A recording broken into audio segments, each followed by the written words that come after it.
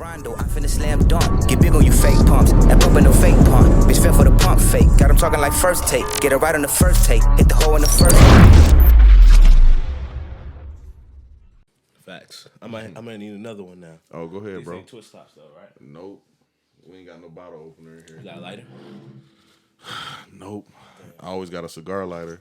Don't judge me, but I use my You tea. want to do that shit? Yeah. I don't want to see you do that shit. Yikes. Yeah, bro. Yikes. Savage, bro. My bad. Well, I'm real vain about my skin and my teeth. You know what I mean? I get a bump. Don't let me get a bump. I'm freaking out. Oh, nigga think you got herpes. Oh no, I don't get no bumps around my lips. You talking about bumps on the face? I'm just talking about bumps on the face. Oh, yeah. Okay. Okay. I used to see those niggas though in high school, and you know they used to cut. Not even high school, middle school, when they used to have a rag on it, Yeah. on their face and shit. But see, those be cold sores. Don't nobody be fucking in middle school and high school like that. I was, but that's the cousin to herpes. Yeah. You ain't never had no bump in your lip before though? Never. I have, dog. Yeah. I had one like corner? not on, but like right up under. Oh, like I mean, yeah, like this right here, but it comes from shaving for me because I don't use. Yeah, that's where I got what it mean? from Mm-hmm. because I had long hair all my life, so you know how that shit goes. Yeah. I got now. Oh, hold on, let me charge it. No, it's true. I got one. I got like this bump that just came in. I stayed up too late last night, and when I stay up too late, I break out. And so I got one on my forehead, but it come from my hair swinging and all of that kind of shit. And yeah, Bro, I talked about you on one of my pods about that. You was just talking about. I was thinking about it. My nigga, actually, it come out tomorrow. I'm tripping. My nigga Big King said he been listening and watching Kevin Gates interviews and shit like that lately. And I told that nigga, I said, I hate earthy gangster niggas. That shit is annoying.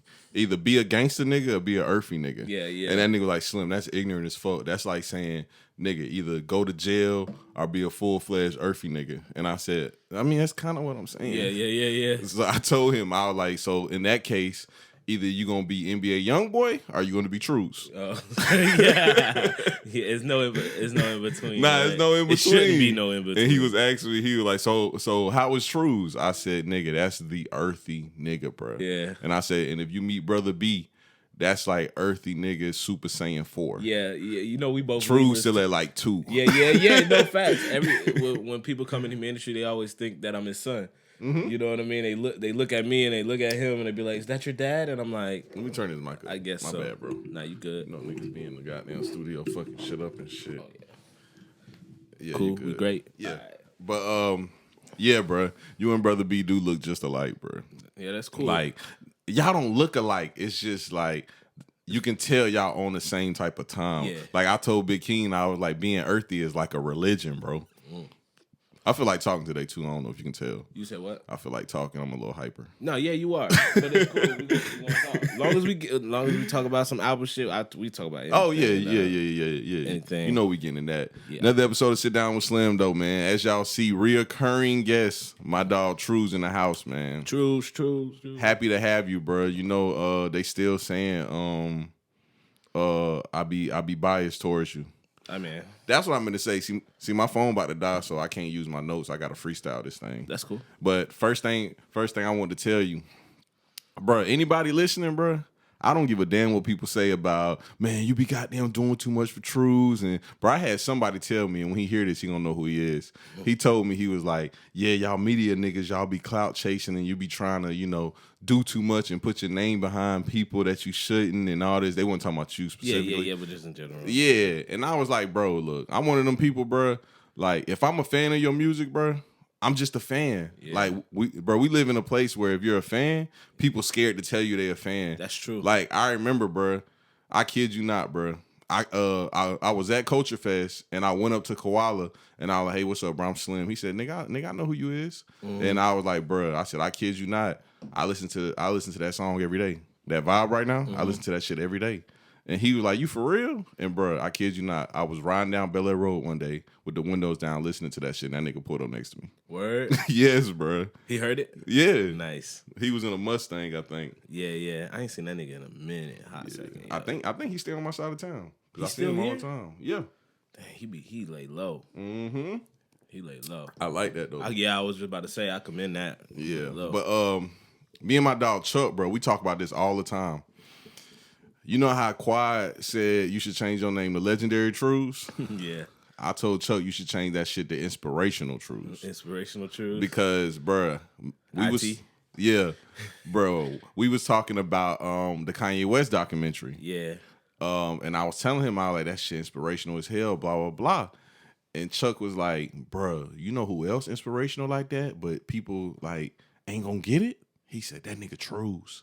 I said, why you say that? He was like, bruh, that nigga's the hardest working nigga ever. He's like, if you ever like feel like you doing your thing with the music shit, go to True's page and you'll feel low as hell. Yo, shit. And he was like, I don't know what possesses this nigga to just keep going. Yeah. Because it's like, it's not even like, bro, you can tell a lot of niggas on social media be thirsty as fuck to get on. Yeah. They thirsty as a motherfucker.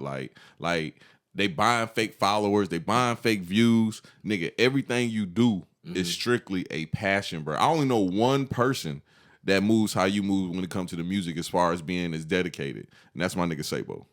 Sabo goes hard. That's facts. Sabo goes hard. He works hard. He does all that shit, bro. Y'all niggas is like right there, neck and neck, like Cole and Kendrick when it comes to like the inspirational shit. Yeah, I hit him up when he had his joint at studio. I was like, damn, I missed it. That was the only thing that I felt like in a long time that I really wanted to go to. Mm-hmm. You know what I mean? Cause I feel that what you saying. Like I had to mute him while I was about to drop my album. I had to mute him on Instagram because I didn't want to be influenced by his promotional ideas.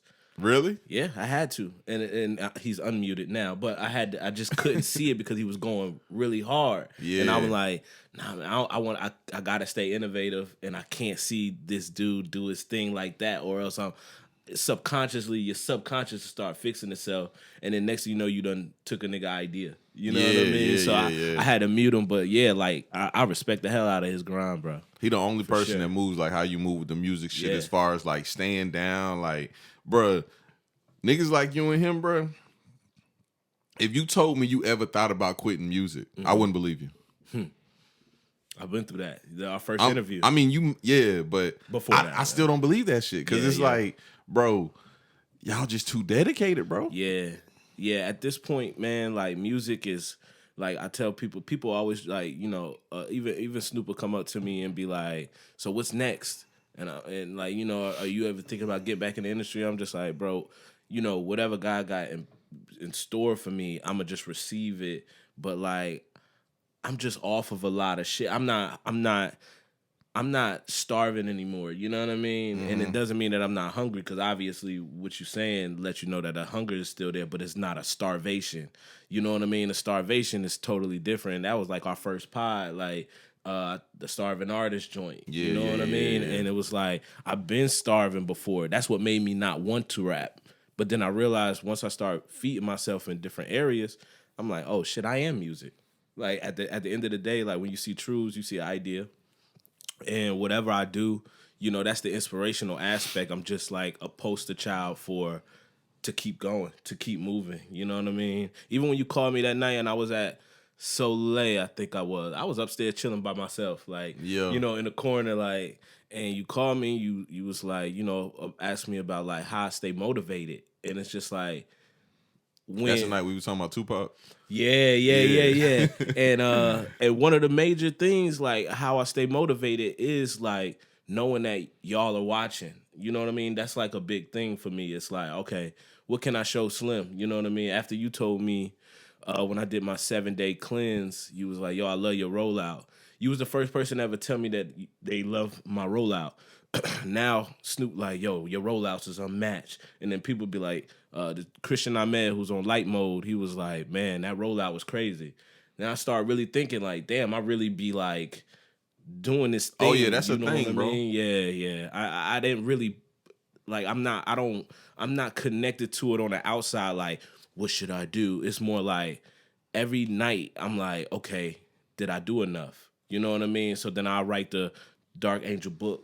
You know what I mean? And I'm like, I hit you and said that about the rollout thing because the week you did that, it was a 7-day thing. And I think on that Thursday, I drove to Tampa, which is a 7-hour drive. And the whole time I was there, every day I woke up, I'm just riding on the highway and I'm like, let me hear what this song True's dropping today sound like. Yeah. And then so like day 6, and this is day 3 of me being in Tampa, and I'm like, you know what? That was a fire-ass rollout, and a fire-ass idea, because I'm waking up every day and I'm playing the song to see what kind of song it is, because one day you had like an up-tempo song, and like a slow joint. Then you'll have a song about a girl. Yeah. And I think one of the songs was about gold. Was it gold? Rose Gold Frame. Rose Gold. There you go. Hard that was my favorite song. Yeah, that shit tough. Yeah, I was like, bro, that's an amazing rollout. Nicola told me to put that on Apple Music, so it's that's a great song. Yeah, that shit is out. I appreciate that though, bro. I this year, I was tweeting, I slowed down on that. I don't know if you noticed that. I don't go crazy on Twitter no more. I noticed, man. Bring that back. Yeah, I was thinking about it because I was like, man, I done humbled myself a little too much. Let's both bring back our wild tweets. I'm with that. Because I think I'm undefeated on the wild tweets. I get drunk and go ham. You do. When if my battery life is high, I'm going stupid. If I got like 40%. And my phone battery just drains so fucking fast. So that's why I really don't be tweeting like that too. Yeah. Because if I stay on that bitch, I drop a tweet after tweet after tweet after tweet. See, I don't blame you, bro. I kid you not, bro. I got 2 phones. 2? Both of them bitches about to die. Damn. I don't never charge my phones, bro. Yeah, that's crazy. Hey, you got 2 phones and both of them about to die. Yeah, but see, my homeboy, he childish, bro. He real childish. He be wanting to play the iMessage pool games for $1. So he'll send me them bitches all day. Yeah. And when I beat him, he won't send me my money. Oh, man. Yeah, that nigga childish, dog. Like, I beat him last night at Damo Crib for $5, and he kept saying, "What you talking about?" Yeah. But anyway, that's all subject, though. Inspirational Truths. That's what we talking about, Inspirational Truths. Is that the name of the pod? Yeah. That's dope. You know I do that shit every pod. Yeah, I know. Yeah. Anybody that listens to me know I always come up with a concept the first 5 minutes of what I'm gonna call it, and I keep like. That's what I like about your pods too. I noticed that. You have a real peculiar mind on how you do your shit, man. I appreciate it. I always appreciated it. A lot of people don't get it though because I know this ain't supposed to be on me, but like a podcast, it's kind of like radio. It's kind of like the Wendy Williams show. It's kind of like the Angie Martinez. It's kind of like Breakfast Club, but it's really all that shit into one. Like all of that. So people don't understand what comes into doing a podcast. Bruh, the most beautiful thing to me was watching Blue come in here and try to do podcasts by himself and realizing, oh, I need Slim. Yeah, that's a whole production aspect. Yeah, it's like...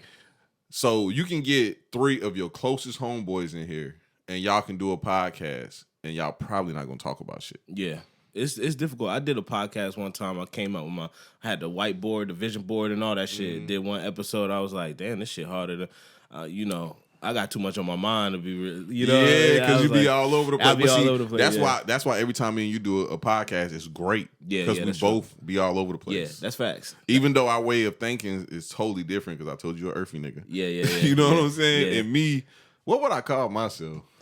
I'm kind of like a renegade, nigga. You are you man. You against the norm, bro. Yeah, everybody been calling me a hippie lately. I think because I be wearing the Chucks and the Reeboks. And you throw it out right now. Oh yeah, Black Power. Yeah. I'm fucking with the fro, bro. Yeah. Them niggas telling me last night, bro. When is you gonna cut your hair? I'm like, bro, probably not. Nah. I think I'm locking in with this. Why? Like.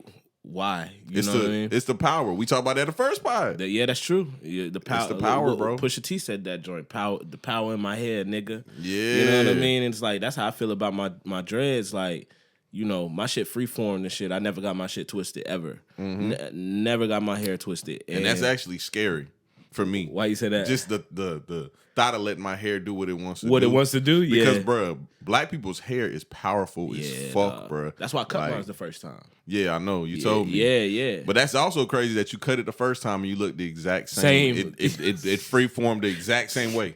That shit's the exact that shit same weird, way, bro. That shit, I just, man, it got a mind of its own, man. And it does charge me up differently. It does make me act differently and all of that stuff. And I know that. You know what I mean? That's why this time around, I might let this bitch drop. See how far it really drop on a freeform shit. You know what I mean? And if I go gray. You was kind of weird with the high top, too. Why you say that? You just look weird, bro. Like, it's like you looked a little little chunky. Like, that was a weird Truez. bruh. Well, when you see me with the high top, I was coming off that Achilles injury, bruh. I was. Probably, you were chunky. Yeah. I was probably like 215. 215 pounds, you know what I mean? And then I went vegan, all of that shit. In the time period I went vegan, that's when my hair was growing again. So then now I hop out of that and look a little normal now. Like, it's like, okay, there go Truez. So your hair grow fast as hell too. I thought it wasn't gonna grow this fast. I didn't know it grew fast because the first time I didn't try to do this. I was in Atlanta and I was broke and I ain't had no barber to go to. So we shot a vlog one time and it started raining at the basketball court. And my shit was like yours, but like with little curl patterns and shit. So after it rained, that shit just fell. Started dropping. It just fell. Yeah. That's how mine get when it gets long too. Yeah. That shit splits down the middle and just hangs to the it just side. starts leaning. Yeah. Yep. That's real. Bro, hair is powerful, bro. Dead ass. But I told you I ramble all the fucking time. We 15 minutes in and I just been rambling. I had to tell you about that inspirational thing though, because that conversation me and Chuck had, that was a real good conversation about you because bro, I honestly feel like some people are dead ass here to motivate others, and you're one of those people. I feel like that. For real. I feel like how I know that is because nobody does that for me. Like how I do it, I never seen it done. Like somebody I could touch. You know what I mean? And it's like, when I turned 25, 26, I was just like, I think I'm here for a different reason. You know, and when you said that Andre 3000 shit like a while ago, I was like, that's why I told you I felt you like back in 2020. And I was like, yeah, it's kind of like that. You know what I mean? Like I got in my note section, walk like Andre. You know what I mean? So it's like I walk like Andre, you know, but the inspiration, it's like the inspiration is different, but I walk like him. Like I'm by myself. I ride my bike downtown. Like, you know what I mean? All kinds of shit. Just so I can. Earthy nigga. Earthy nigga, yeah. That's real. Oh, I forgot to tell you. I was telling Big King the best part about the earthy niggas too is y'all get the earthy women, and the earthy women is something different. They different. That's what I told him. He was talking about Kevin Gates, and I was like, "That's what happened to Kevin Gates. He finally got some earthy woman pussy. You didn't know how to handle it." And I told a story about the first time I got some earthy woman pussy. Yeah, it made you like you got some Erykah Badu pussy. Yeah, that's exactly what I said too. Yeah. But see, I didn't start acting like that nigga though. Yeah, like I didn't get the earthy pussy and start acting like Truez. She ain't, but that's because you against the norm. So it's like you might feel that shit. You might wake up in the middle of the night and be like, damn, you know, but you're not going to conform. Like you're not a conforming ass nigga. So, you know, but they are different, man. You learn a lot from them, man. You know, attracting people like that. You know, so a lot of women don't even hit me up like that because of how I am as a person. Yeah. You know what I mean? They wouldn't even know how to approach me. You know, like what is Truez? If you feel like I'm that inspirational, what can just a random girl say to me? Mm-hmm. You know what I mean? It's hard to come at a nigga like that, and then I can always tell when it's fake because then they come at me like straight to some deep shit, but it ain't really worked out. You know what I mean? And if it ain't worked out, I'm like, are you doing this because like you think that this is what I want to hear, or are you doing it because you really feel like this on your heart? All of that kind of stuff. That's what. Bro, do you know about? I wasn't trying to cut you out, but you said something that I don't want to forget. Mm-hmm. Bro, do you know about the artsy groupies? Do you know what I mean by that? What you mean? All right, the girls that follow and try to fuck with all the niggas that do some form of art. Yeah, it doesn't matter if it's like painting or rapping or podcasting. I breeze through a lot of them. How do you handle that? The artsy groupies. I'm asking you because niggas have told me that before. What? About the artsy groupies. Yeah. Like you'll click on a girl page and she follows you. She follows me. Oh, yeah. She follows like 10 other niggas that rap. She follows all the podcasters. That's real. I think I look at it like I try to simplify things and meet people where they at. My mom always told me, you know, meet people where they at. So a lot of people be curious, you know what I mean? And and when I see the same thing that you see, I'm like, I already know I know what it's about. You know what I mean? If I find somebody and it's like, oh, She don't know none of these other niggas. She following me. Different ball game. But when you see on the like photos, pattern. yeah, you know what I mean. Like photos, I can see if I see your name or no your little your profile pic and all of this, and then you go to yours and then you see the same dots. It's like. But they not on a scene neither, and that's the thing. And the scene has changed. I think they too. trying to get on the scene. We got the scene popping. The scene has changed at the Treehouse. We got that shit popping. That's right now. That's the scene. Like Damo was telling me. He said nigga, y'all be packed in there. I've been packing that shit out like on some Apache Atlanta shit every first Friday, and that shit just getting bigger and bigger and bigger, putting artists on, like, making sure it's like that inspirational shit, taking the concept of the dark mode album and light mode album with 16 features on it, like, and then taking that concept of Legends Ball and then making it more, and taking me out of it and then making it more about them. And that's what's going on at the first Fridays. It's like I might host a joint and people be like, "Are you performing tonight?" I'm like, "Nah, it's not about me." You know what I mean? Not tonight. I have my night, one day when I feel like it. But like it's about them, yo. So it's like I encourage everybody to come down there and get that feeling. And then the crowd is I need great. to check that out. The crowd is great. They're gonna show love. We had this dude up there, and he was stuttering and shit, like while he was doing his poetry, and it was like, but the crowd should start clapping, and I'm like, that's that feeling that every artist need, that encouragement. I probably I don't know if you've seen my podcast recently, but I've been talking about how I done got soft and I be crying all the time.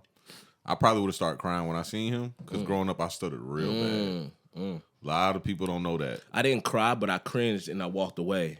But not because, like, I was sitting by the stage, and then we started doing, and then I snapped a picture. I had the camera, and then it said, and then all you heard was, I was like, oh shit.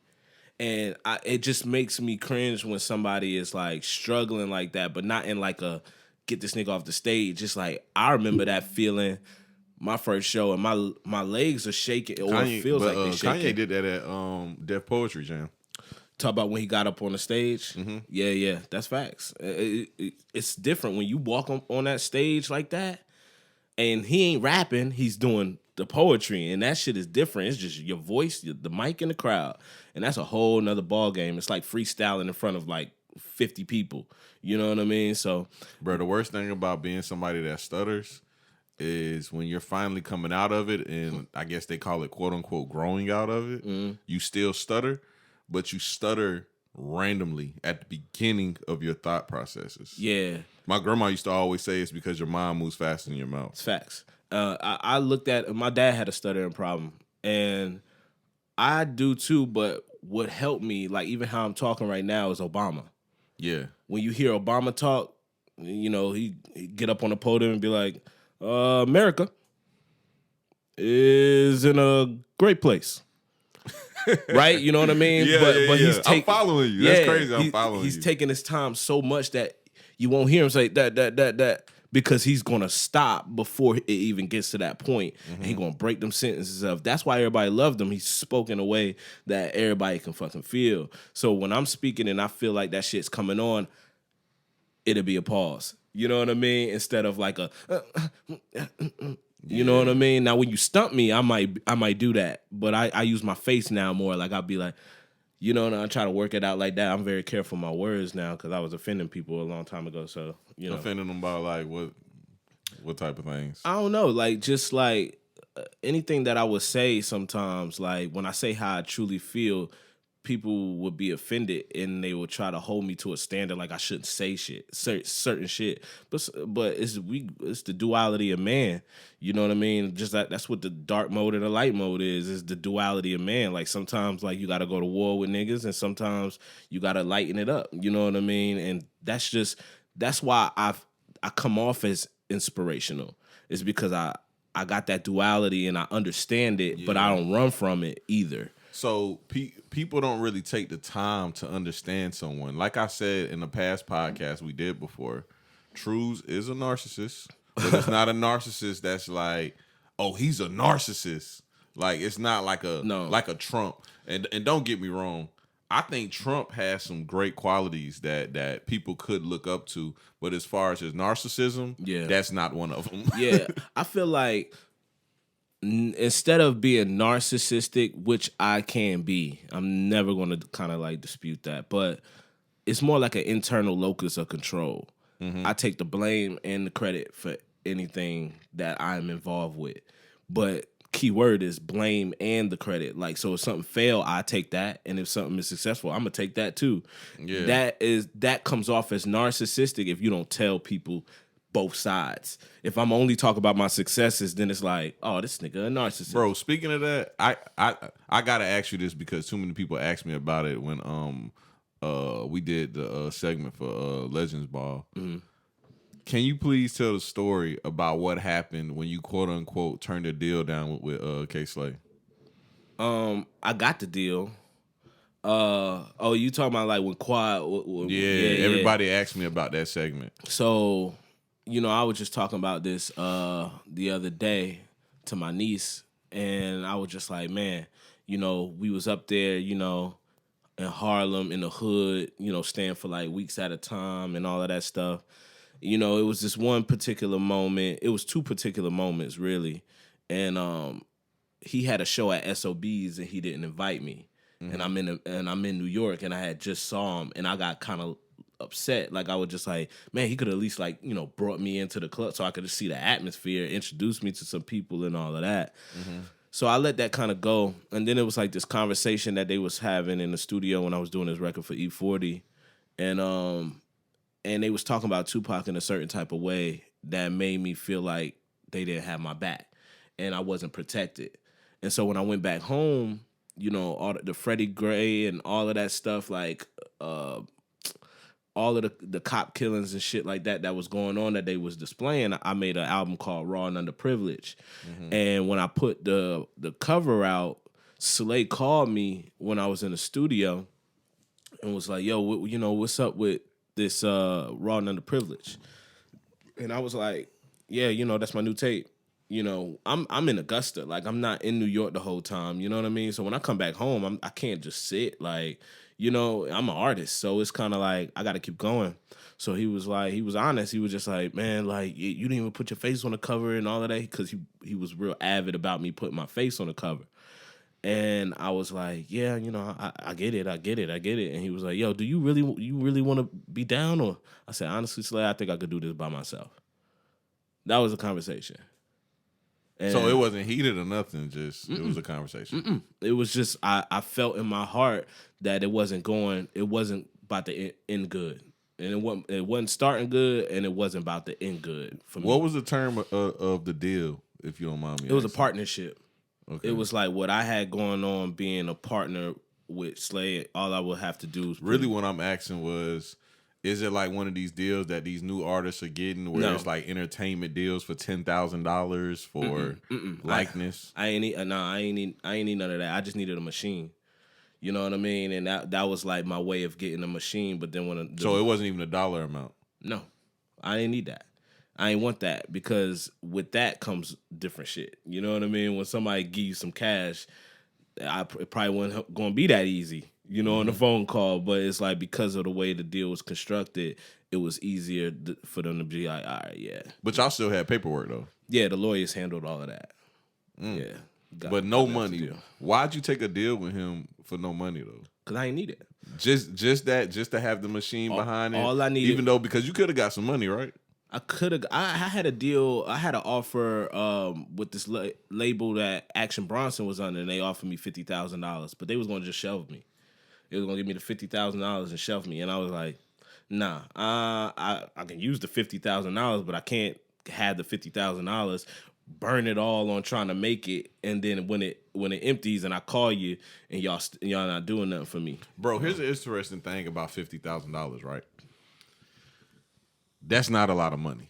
That's the interesting thing. It's not. But when you've been putting all this money into something and you've been waiting to get some money from it, and somebody screams out a number like $50,000, you're very adamant to take it. Sounds good. It sounds great. But I know my talent and I know my worth. And I knew I'm worth more by myself than I am under anything. under any umbrella. That's why every time Snoop asks me, am I getting back in the industry? I'm like, I just really don't like it. What happens to the artist is terrible. You see, I was telling my niece this, and, we was talking about NBA YoungBoy and all of them, and I was like, man, all of them niggas is really fighting to be in the industry. You would think that they're in the industry, but they really not. It's only a select few that's really in that bubble. I like NBA YoungBoy though, because he's one of the artists that does what the fuck he wants to. That's because the industry makes a lot of money off of him. Yeah, but he still does things they don't want him to do, like drop 2 albums in a month. But that's why he's not in it. You know what I mean? What you mean by that? So you look at Drake album and Kanye West album. Mm-hmm. They had the same features. That they were telling you who the industry was. They was letting you know who you need to listen to. And it's these niggas. It's the Baby, it's Lil Baby, it's Dirk, it's all of that. Like, those are the guys. And the other people, they all fighting to be in a certain realm in the industry. And when you think about niggas being rich and all of that shit, like, niggas ain't touring like that, so they getting that little club money and shit, but they still got to pay the labels back. They debt probably higher than the money that they making, so that don't make them rich. And just because they hold on to the cash don't mean they still got to pay the shit back. That's why when niggas get shelled or when Lil Uzi start fighting the labels and shit like that, is because, man, your album last album did like 50,000. That's not shit for if they gave you 4 million. Mm-hmm. You know what I mean? So it's like then you would just slowly start to be on this area where everybody's at. You not in the VIP section, you in the crowd.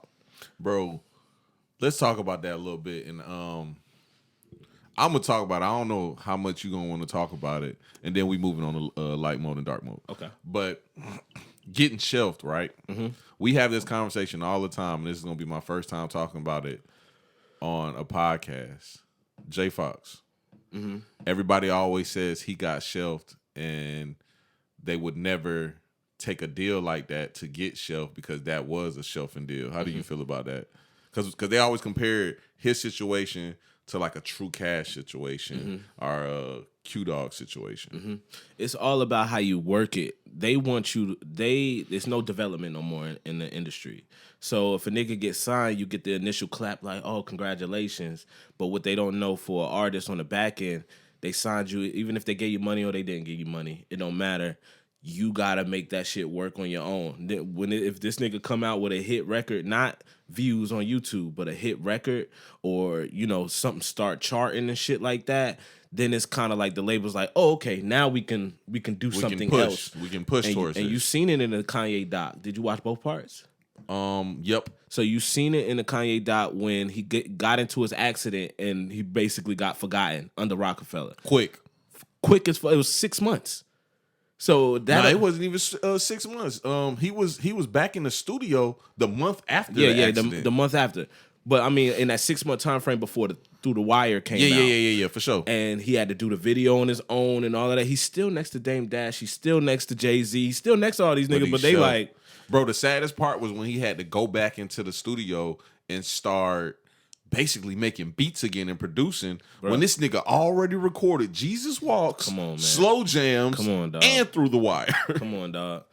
But that's where we at. Like they don't care about us. You know what I mean? They strictly here, and then we are tax write-offs too. So even if you don't pop, you a tax write-off. Especially if they give you some money, they gonna get that money back before you give it to them. You know what I mean? Yeah. And then, but niggas is hustling, bustling, and that's how artists get killed, and that's how artists go to jail, and that's how artists get in trouble because they don't have no backing.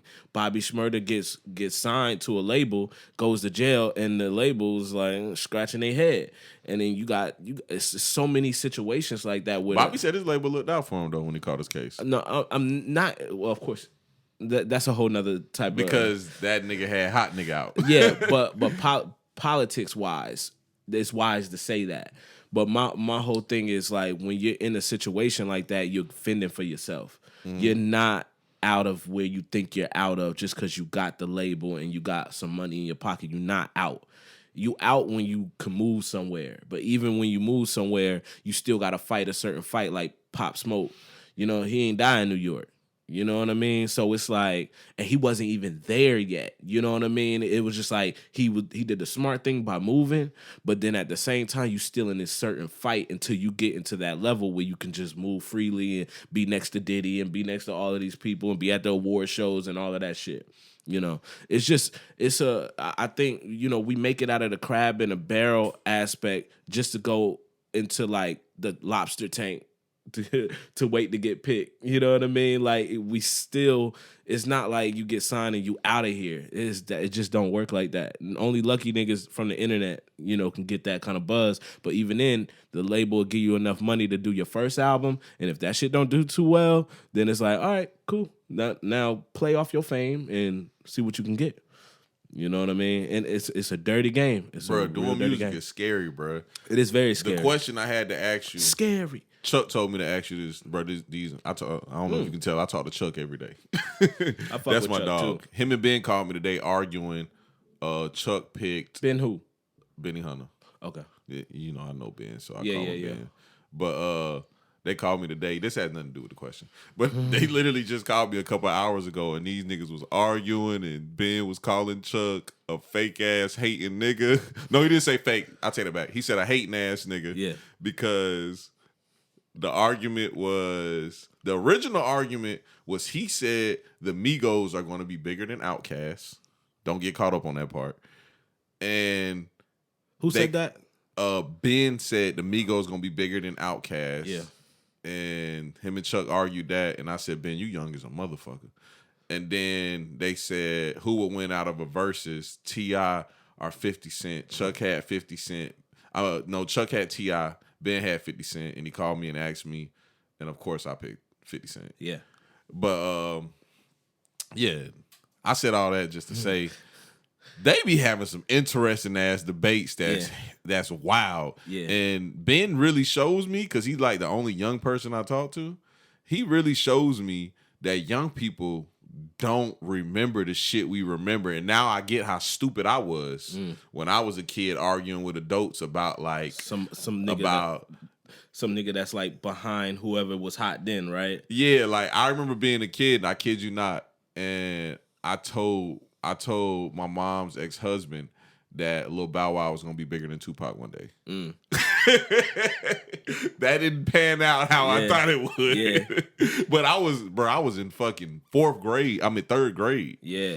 5th grade. But anyway, I got way off subject. Nah, that's cool. The question, I can't even find this shit. That's cool that Chuck wanted some questions though. Yeah. He told me, we was talking about something. He said, nigga, ask Truez that shit next time. Here we go, right here. Which one would you pick right now in your life? Right now, the age you are, everything you've seen, everything we just talked about. Which one would you pick? Fame or money? Is that what the question is? It's kind of that, but it's not that. Ahead. I'm sorry. Would you rather make $60,000 a year in streaming income or have a 6-figure corporate job? Oh, I take the 6-figure. You're the third person I asked this, and they said that. Yeah. Why? Because I would pick. I ain't gonna lie. I would pick the streaming money. I would pick the 6-figure because I'm gonna flip it. I could flip it better.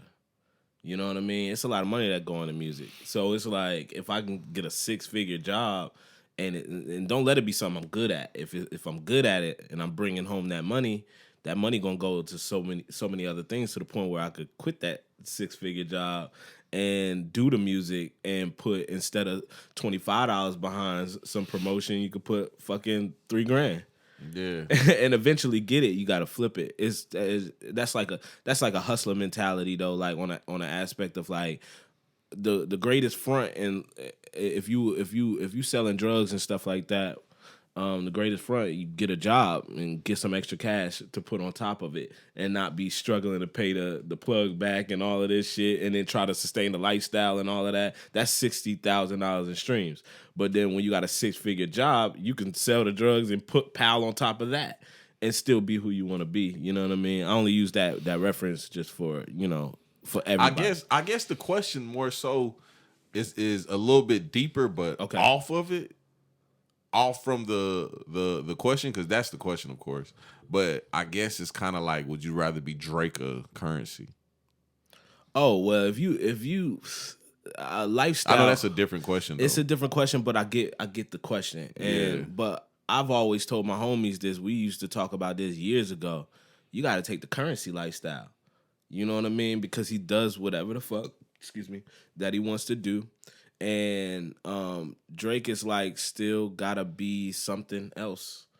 And it's hard to sustain that, and you do whatever it takes. And I don't know if I'm willing to, like, you know, create a certain level of enemies to get what I want. You know what I mean? Because then once I get what I want, I got so many enemies that is different.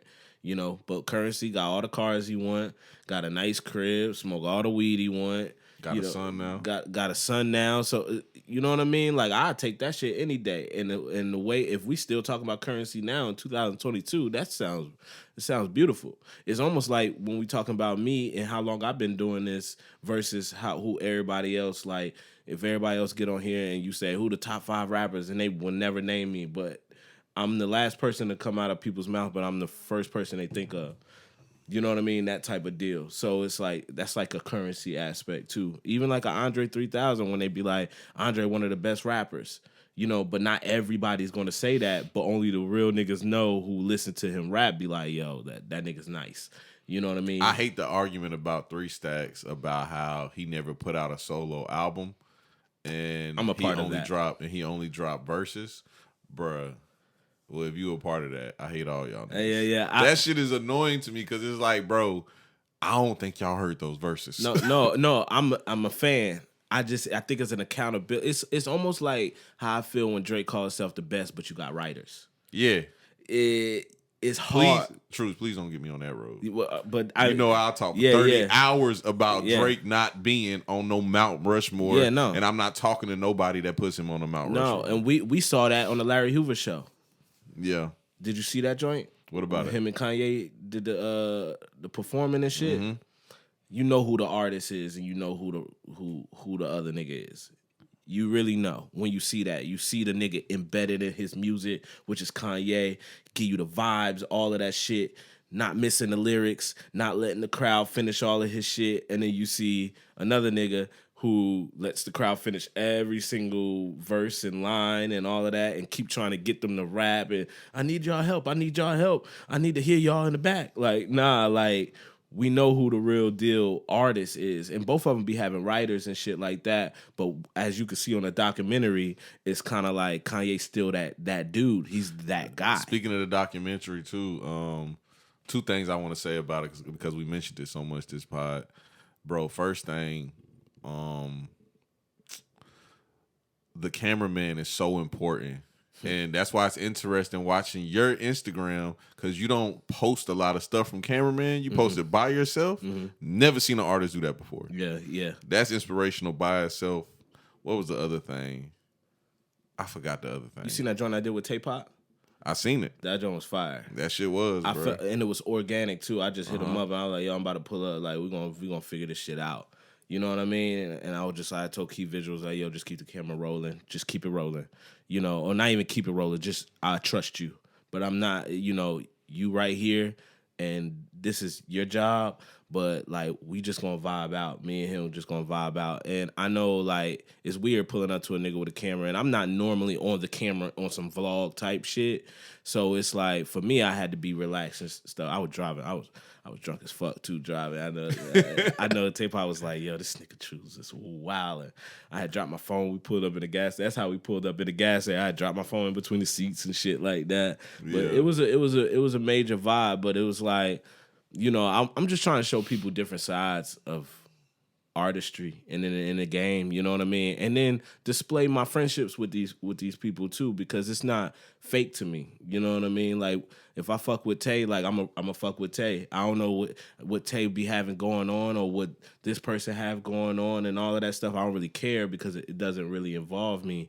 But it's like, I know who people are. Like, you know, like I said, like, you meet people where they at, and I know who he is, what he into. That's for the people like that's watching and that's in that field. That's for them to talk about. But I fuck with him, you know what I mean, as a person. So, and I want people to see that because that's the realness of being an artist.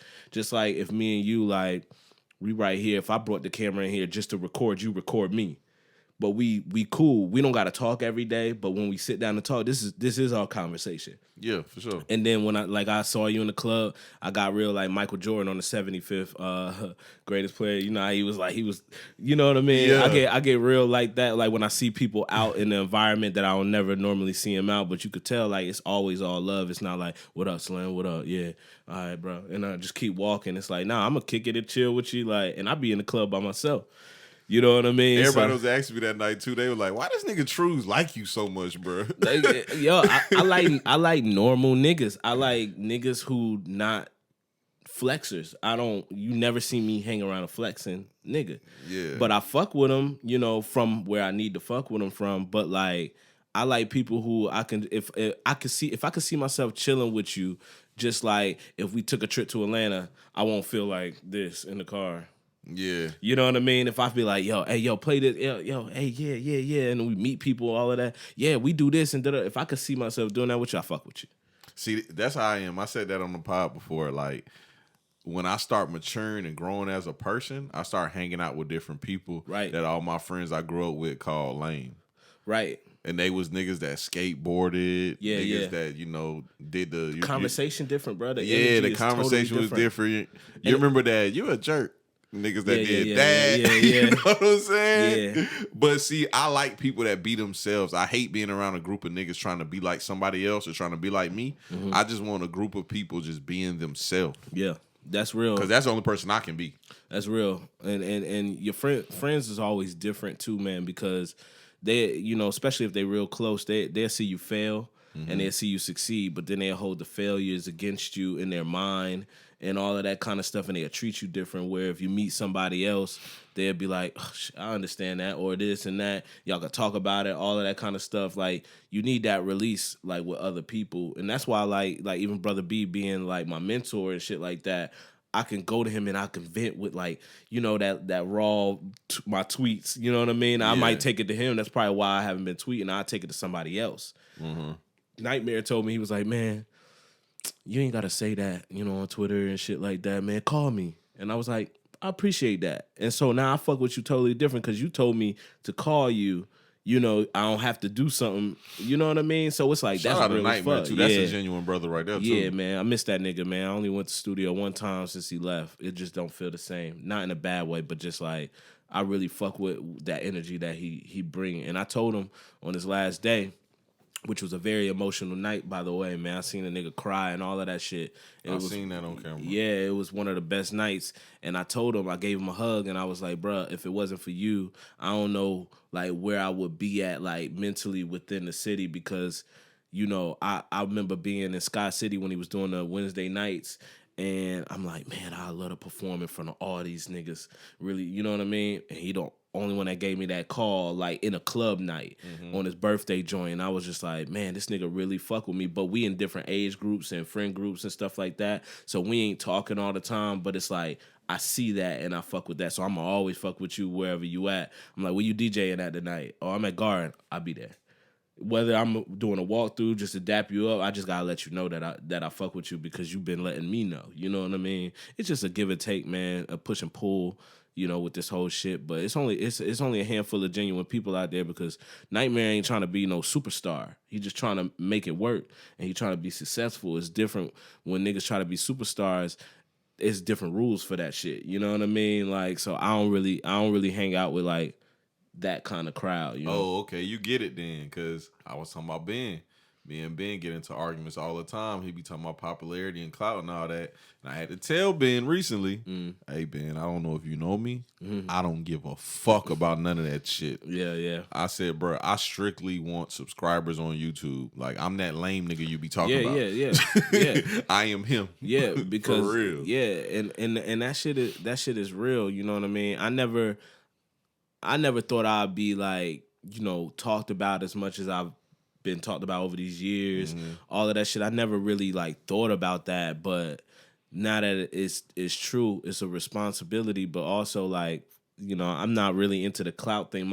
And I said it on online the other day. I was like, Augusta been in the metaverse where I'm like popping in real life.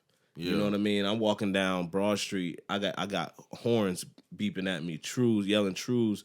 The mailman come and deliver the mail around 8th Street. You know what I mean? They all know me, and I might walk in aficionados, and the fucking dude pulling out the beer and the cocoa be like, yo, bro, you still doing music, bro? Like, it's like I'm a real life type of nigga. I'm not really an internet dude. That's the trenches, right? Huh? 8th Street, the trenches, right? What? 8th Street, that's the trenches. It's towards it. It's towards it. Nah, that's just the trenches. Me and Damo got into a bad argument. He said that's not the trenches. 5th Street is the trenches. 8th too. 5th to 8th. 8th is the buck stops at 8 because the next street over is the Board of Education, and then it goes a little further and stuff like that. Yeah. So I would say yeah, but I'm gonna say no just because I vibe out there. Yeah, you were. Yeah. I got you. I wasn't talking about humanitarian. I was just talking about, Nah, I vibe out there all the time. Like I shot like 4 music videos on that block. Mm-hmm. You know what I mean? Before humanitarian, like it's just like I love that block, that just nice little area because it ain't by the strip club, but it's like right there in this little weird medium. You know what I mean? Strip club over with though. Oh yeah, bro. Let's talk about light mode and dark mode though. Yes. What is this light mode, dark mode?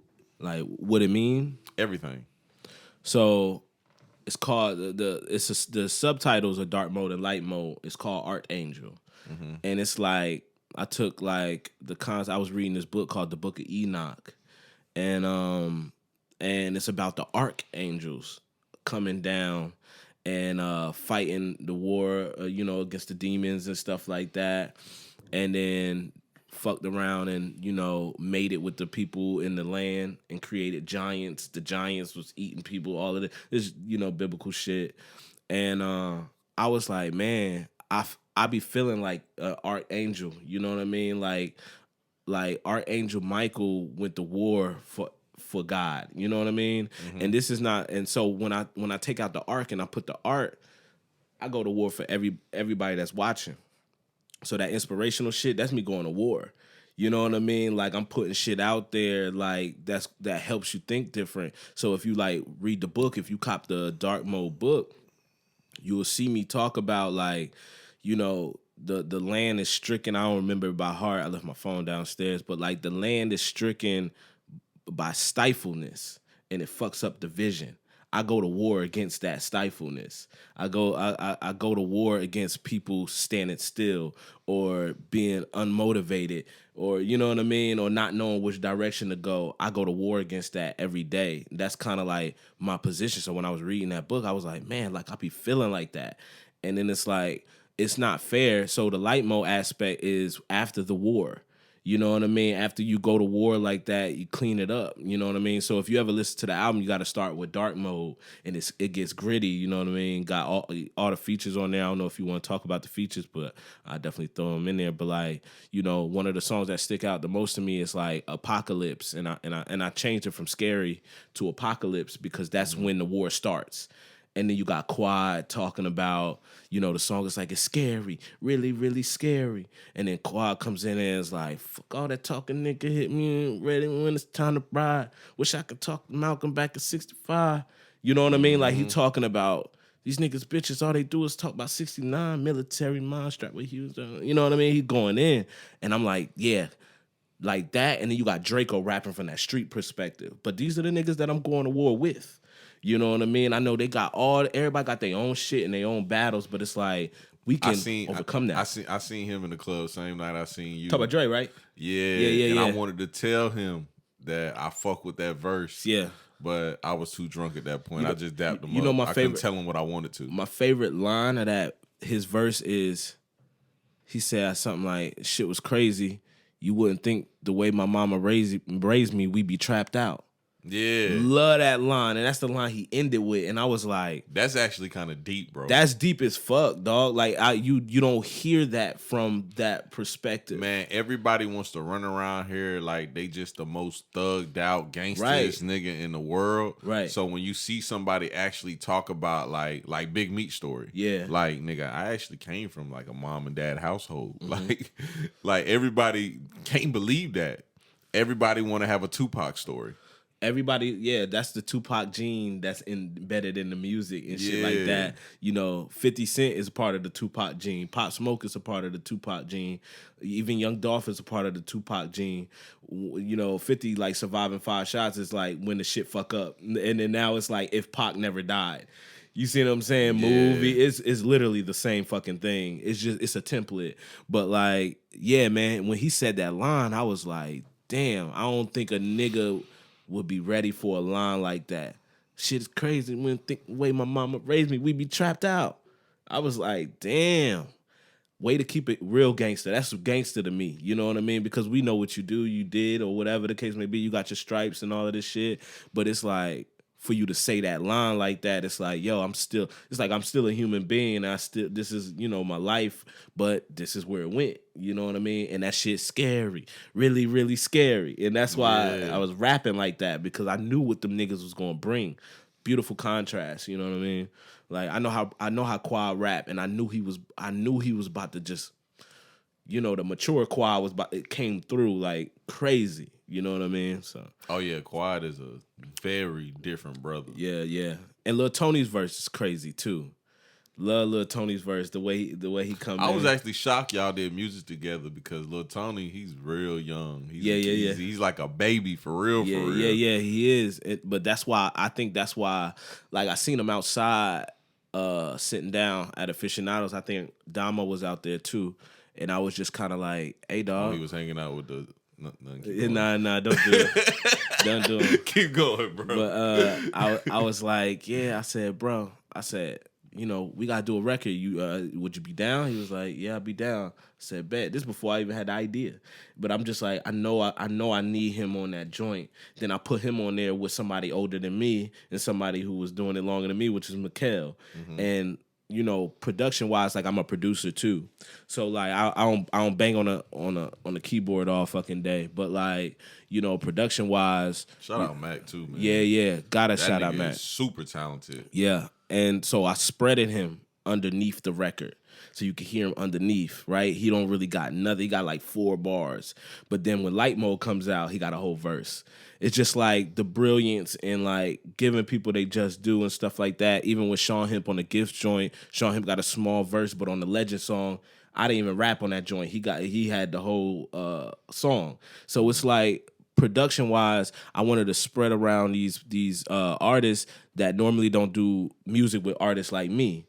And I was like, but I'm going to take it to them and I'm going to bring something to them. I got 2 drill beats on there. You don't really hear no drill beats around here. And then it's like, you got Money Main Shane and then you got Mayo on the drill beat. And Mayo took the auto-tune down on that joint and just went in. You know what I mean? Fuck plot. We get more money then. Like, it's just like, the way these niggas was talking, yo, like, I was becoming more of a fan, because this is kind of like how I want to hear them. You know what I mean? Like I told you, I did a podcast with Shane yesterday. Yeah. And shout out to Shane too, yo. He was real cool about it. Pulled up, and everybody was in the studio except Tay-Pac and the chick from L.A. Silver and Gold. She's really dope too. Boom Bap Rap out there in L.A. Hispanic chick, all of that, really dope. And but everybody was in the studio except them two. So I got everybody in the vibe. It wasn't no sending records and Mayo, because he in Atlanta now. But he hit me up on online. He was like, nigga, I better be on the album. The album was done. The album been done 2 or 3 times, and Quay made me hop back in the bag, and Mayo made me hop back in the bag. But the album had been done when I played you songs a while ago. Yeah, that was a while ago. A while ago, but it all worked out. And then I got a country song on Dark Mode called Stones. Met this white dude, Justin Baker, at not like it matters that he's white, but he is.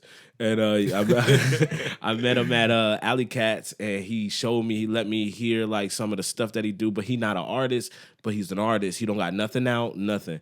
And he was just like, "You're Trues, right?" Like, it was one of those moments. And then I'm sitting there and I'm listening. And normally I don't like when people do that sometimes, like, especially when I'm trying to like get drinks in my system and have fun.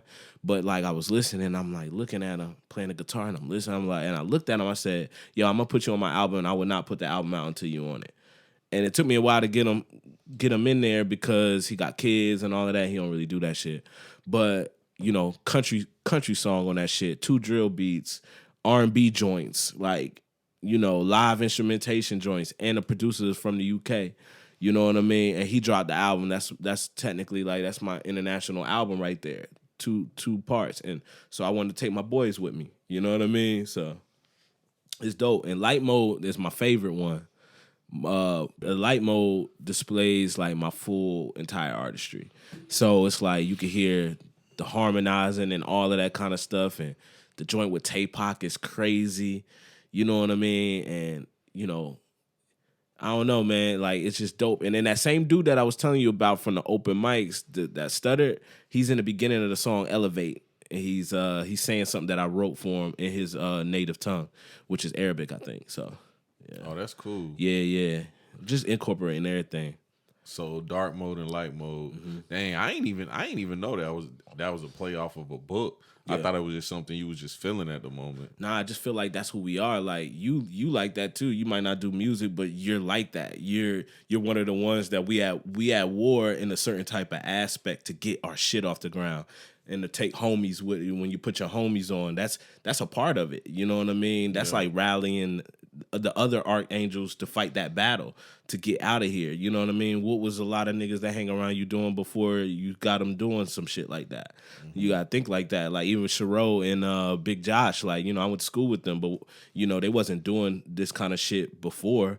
But it's like you grab them and take them, and then they can get something, and it's up to them to run with that shit. People always ask me what I got going on with them. They think like this is a network, and I'm like, they're Joe Budden. Mm-hmm. And I'm like, that's not what's going on, but I don't know, bro. Like, I'm a different type of nigga, dog. Yeah. Like, I don't know how to take credit for shit, so I don't know what you would call that or what they podcast got to do with me or what I got going on. Yeah.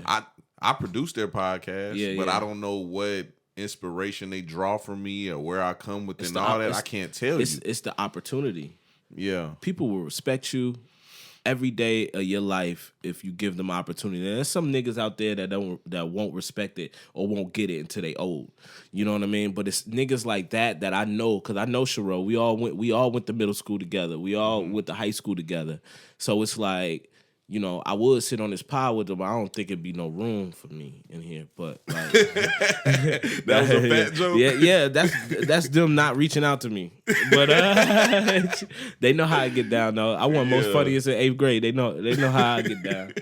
But but I see that shit and I think it's cool. You know what I mean? I think that's what you supposed to do. If you don't give back, that's your way of giving back. You ain't always gotta give back to charity. You know what I mean? Is you give back to your niggas. If you don't want no niggas just standing there like with a fucking beer in their hand, you rather have them have beers here and do what the fuck they want to do, and you get a break and you just focus on this aspect instead of doing both and shit like that. Like, it's lovely. That's what you're supposed to do. With me and you both did it. I did it a while ago and I still do it, but I do it free. Like, I'm more free with it instead of like under my label or all of that kind of bullshit. Like, that's all bullshit. Like, I think I can help everybody differently. You know what I mean? Like, and walk differently with it and just be like, I'm like a spirit. I'm like a ghost.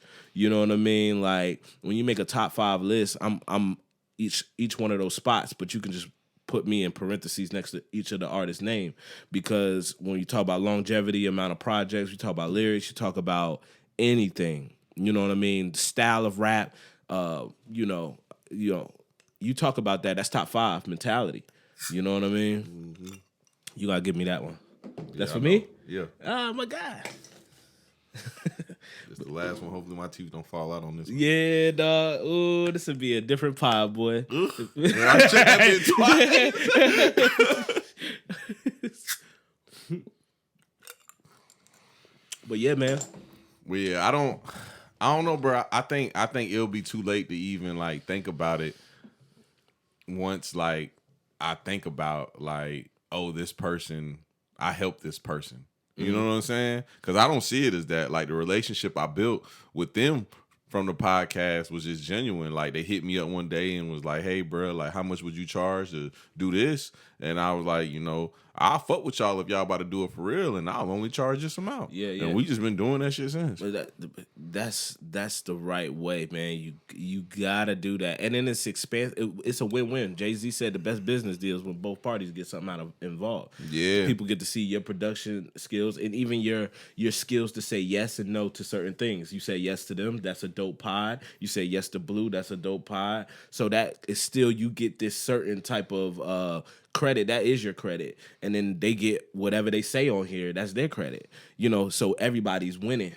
I think you will start realizing what you do for people once they give you their ass to kiss. That's when you will realize, you'll look at them and be like, oh, word, it's like that. But it's also two sides to it. Like Big King tells me all the time that I bring too many people into my lifestyle, and they get inspiration off of it for the wrong things.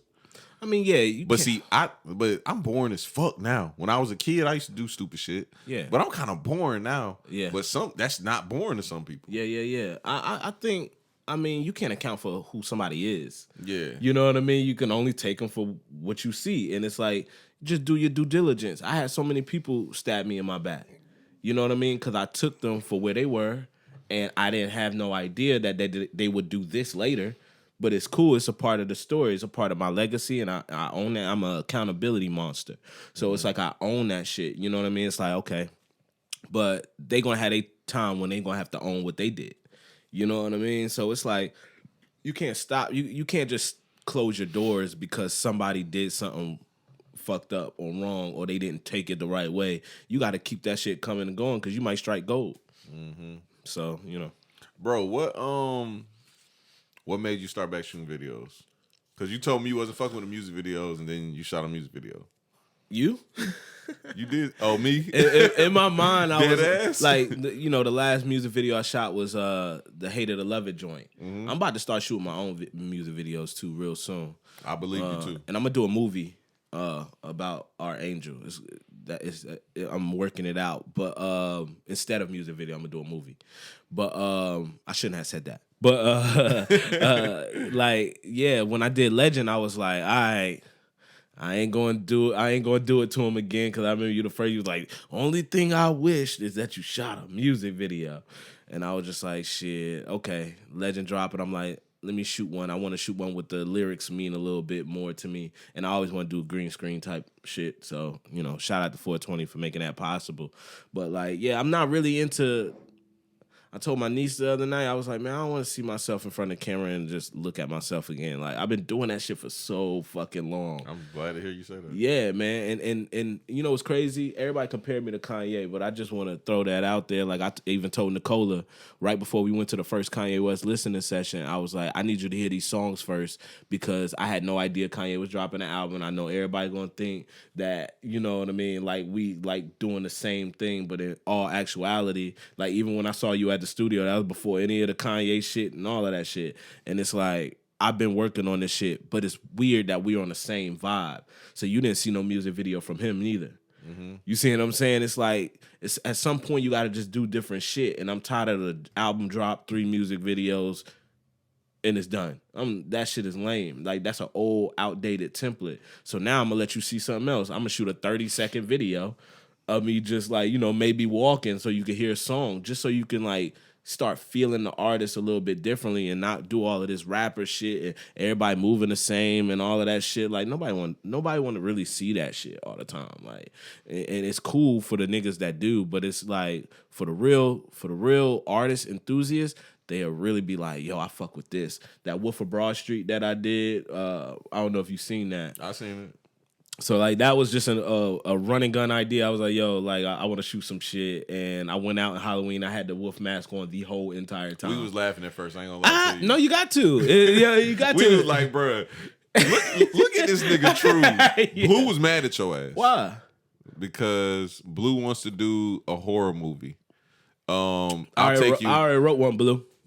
Yeah, he's mad because he said you stole his idea. I'm gonna actually take you out here. He got a shit I ain't gonna do board. Yeah, and he has his whole horror movie mapped out for it. Long as Blue understand that I didn't know he had that idea. The great minds think alike. But like when I did the Wolf of Broad. Oh, you missed what I said. What? It's the shit I ain't gonna do board. He never was gonna do that shit. He's just mad that you did it. You did the shit he ain't gonna do. That's the inspiration. But he been working on this for, when did the pandemic start? What year? 20. He been working on it since then. Damn. Yeah. Shit I ain't gonna do board. Yeah. But like, hey, look, the Wolf of Broad Street is a real thing. Sean Hemp gave me that name. And I just took that shit and ran with it on Halloween, and I was like, Hemp, that's my nigga. Yeah. He gave me that shit, and I was like, I like that. The Wolf of Broad Street. And so I wanted to shoot like a little joint, and I'm like, I know people got excited about it. I know it's a laugh thing because I laughed. You know what I mean? Like as I'm thinking of it, I'm like, yo, I'm fucking stupid. But then I gotta realize like who I was as a kid. And as a kid, you know, I did all kinds of shit like that. You know what I mean? With my friends. Bro, let me give a quick message to Sean too, bro. All right. Bro, I want to let you know, because I know you're gonna watch this. Whenever you see me out, I'm already extremely drunk. I only go out when I'm extremely drunk. So don't come up to me talking about let's both buy some shots. I'm already drunk as hell. Bro, one night, bro, I seen this nigga in studio. This nigga went up to the bar, brought like 4 shots, and was like, you buy 4 shots. Yeah. Bro, after I took those 4 shots, yeah, you was done. I was about to throw up. I had to get in my car and leave. Yo, Sean Hemp sends and that's, don't drink and drive, people. Sean Hemp sends me over the edge every time. If he already lit, if we didn't get lit together, he sends me over the edge. So we was hanging out the other night, and me, his brother, him, and Snoop. He won a race. We did a race. We raced on Broad Street. Like Snoop dusted everybody. That don't count. That nigga 4 foot tall. That's why, I'm talking about that nigga was moving. We just stopped. Nigga, he like, looked fast as hell. That nigga looked like Mugsley Bowes and shit. So look.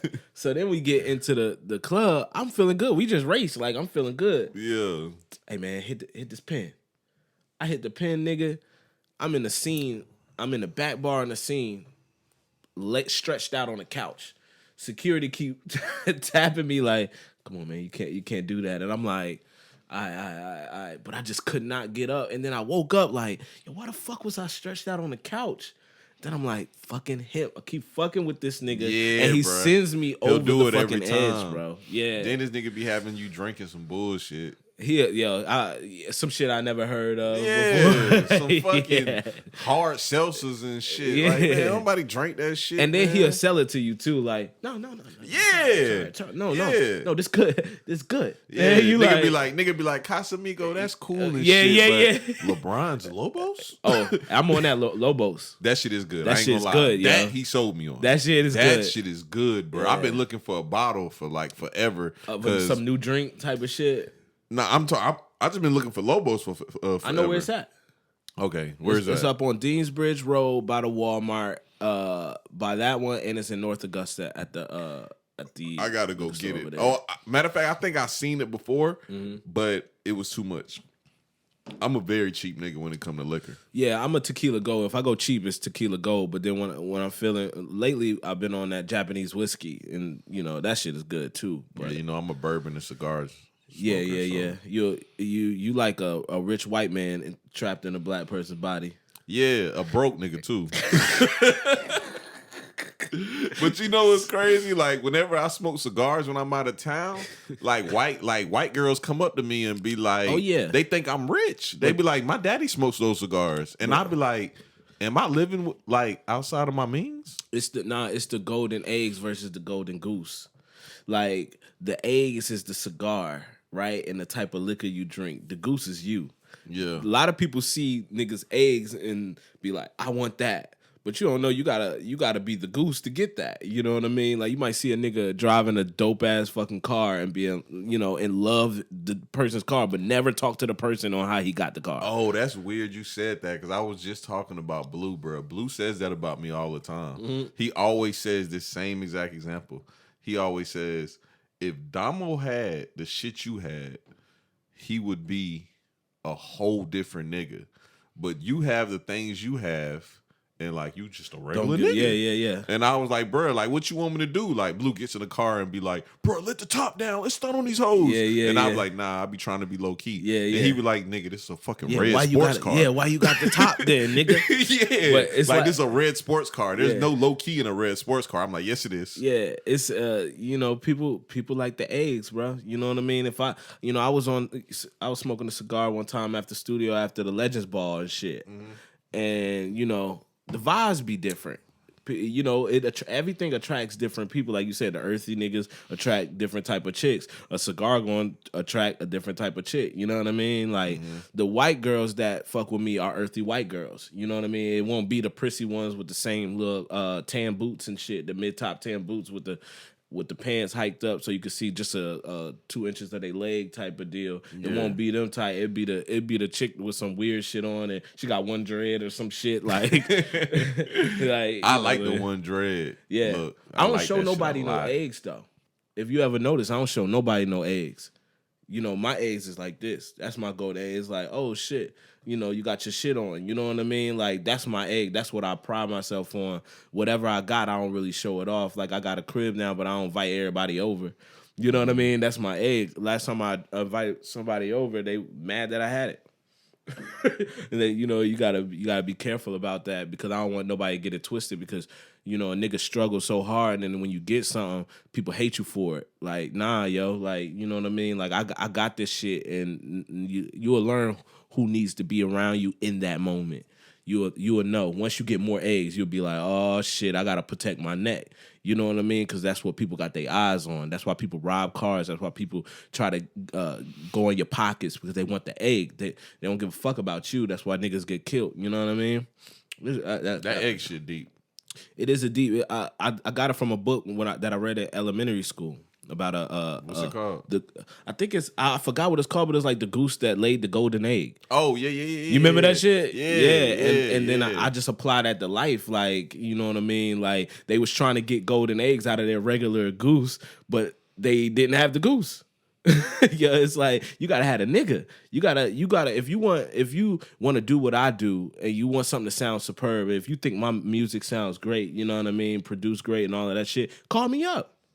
You can't really go and just try to do it. You know what I mean? Not saying that it can't work, but if you ever taste a red velvet cake, you can't be like, I'm going to make this red velvet cake at my house, and you don't even know how I made the red velvet cake. So then when you make it, you be like, damn, this shit don't taste like Truez, but I mean, I'm going to eat it because I made it. And then somebody else tastes it, be like, yeah, it's okay. And then you'll call and be like, yo, what you put in that red velvet cake? And then that's how you get the goose. And it's like that with life in general. Whoever you doing business with, whoever you know around, like, you know, you gotta surround yourself with geese. You know what I mean? So y'all all be just laying eggs together. And that's what we doing right now. I always told you. I always said, like, you gotta do what you gotta do, and I gotta do what I gotta do for it to really be real. You know what I mean? Like, and I might be a nigga that care about it in a certain type of way, and I might look like I obsess over it, but I really don't. It's just my life at this point. But it's like I'm gonna treat Slim like how I'm gonna treat Slim in the way he wants to be treated in a professional way, and I'm gonna treat him like, you know, like a homie. Same with the artist. Like, I'm not gonna shit on you if you don't got this. I'm gonna treat you like an artist. I'm gonna call you by your artist name. And even if you don't got no album out, you said that's what you want to be called, I'm gonna call you that because it matters. It's important. You better not call Damo Drinks no more. No, I would never call a nigga a phrase. Okay, making sure we good. Because when you text me that shit yesterday, you kind of pissed me off. I know I did. Because your response. What was your response? You said cap. No, you just said the cap. Yeah, that's it. And then I said the no cap. And I was like, I'm in here with this nigga right now, and I sent you a picture. Look, yeah. I like Don Toliver, and I feel like his music is like Don Toliver's music, but Damo just got to get his self right. If he get his self right, it'll come off differently, and your presentation matters. You know what I mean? Your presentation is everything. Bro, you said that better than I ever could say that, because I just be like, Damo, you look like a crackhead. But you said you just got to get your presentation down. Yeah, you got. That's better, dog. You got to clean up. Me and AG, my old business partner Aaron. Like, I remember when he was doing the management thing with me and stuff like that. but he was like wearing shorts all the time and had his hair like messy and underneath the hat. And we'd have conversation. I'd be like, yo, Aaron, like, we might have to do a different thing. He started buying collar shirts, khakis, all of this kind of thing, because the presentation matters. You know what I mean? And he the one that made me wear my brand. Yo, wear your shirt, bro. Wear your shirt, bro. Like, it was a give and take. Everything is a give and take.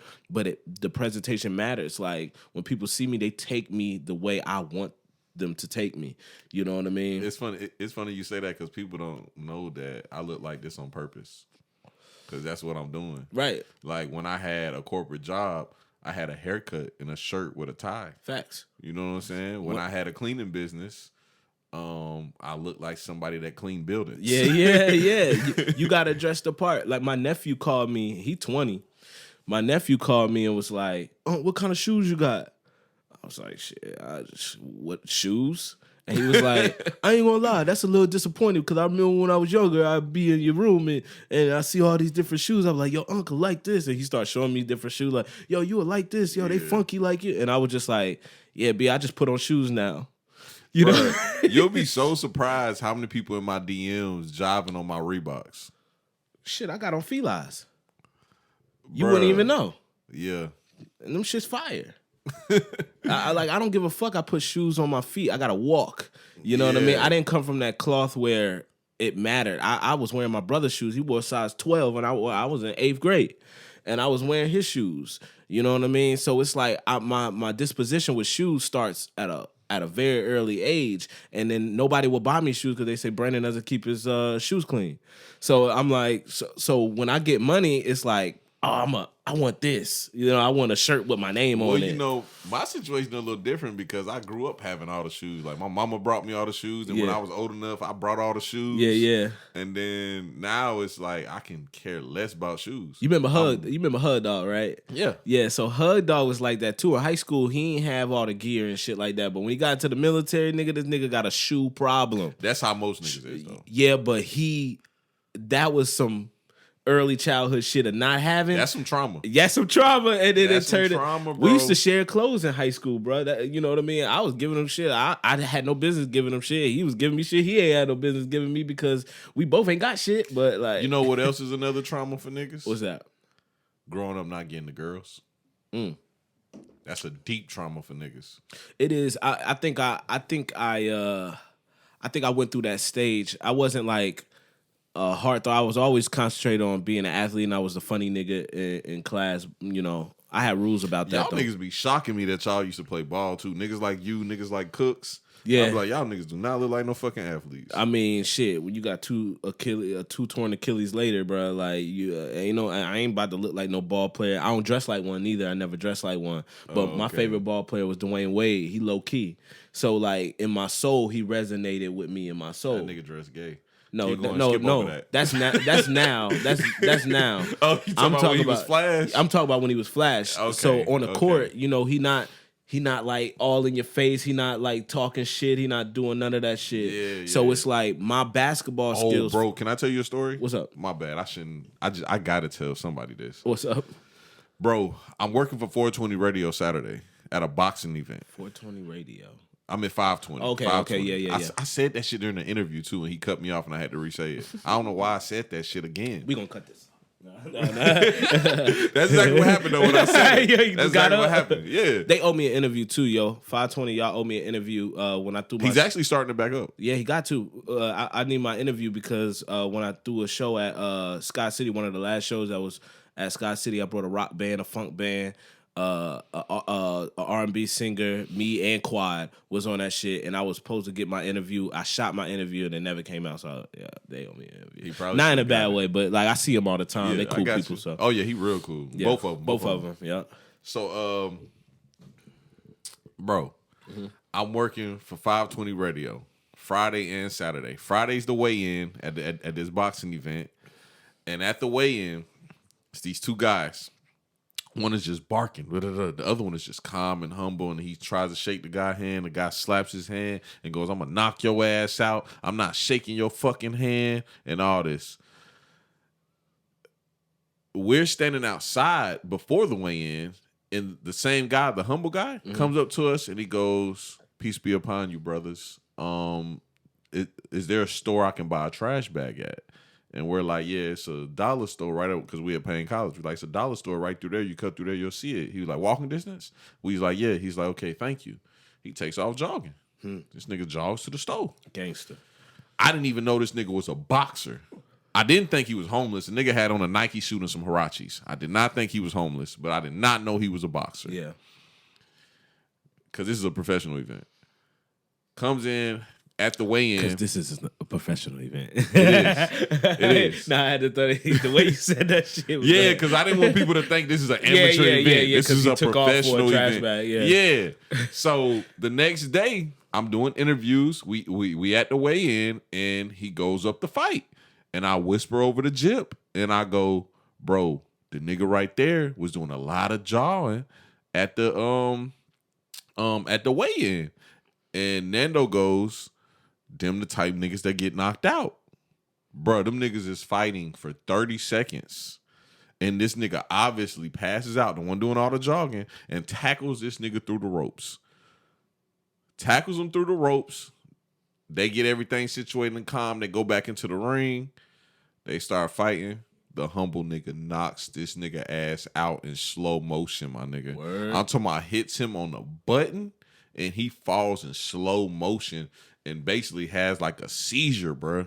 Damn. Yeah, and I would be able to tell you his name, but he deleted all his social medias. Oh. So, yikes. I really only said that story because, scary, bro, you gotta be humble, bro. You got to. And I did the interview afterwards, and I was like, bro, how did you feel about, having such a knockout victory after all the jawing at the weigh-in? He was like, I don't give a fuck. And the guy, he was like, bro, I grew up in such a rough environment. And like, I know people like that, and that never does nothing. Like, he was like, it's all about performance, and and he was just talking all that earthy nigga shit. It goes back to that. Yeah. And I was just so amazed, bro. I was like, bro, I would have been popping shit, bro. Like, like that nigga talked all that shit and got his ass knocked out. I would have been popping that kind of shit. Yeah. That nigga wasn't popping none of that shit. He was like, despite all the words, he still was a great opponent.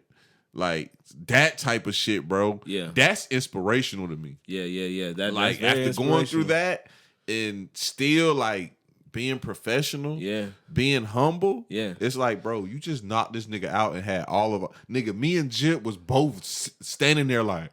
So he said, peace be unto you. So, like, most likely it's, like, either 5% of Islam shit, right? Correct. This is where I'm not a religious person, right? But I believe in higher power of God and universal laws and shit like that. But like, this is why in the book Thick Face Black Heart, Chinese Warrior Philosophy to Success, they always tell you, if you're gonna be successful, you need something in you like that. You know what I mean? Whether you believe in it or not, it just kind of like, you just need that little. It's just like a buffer.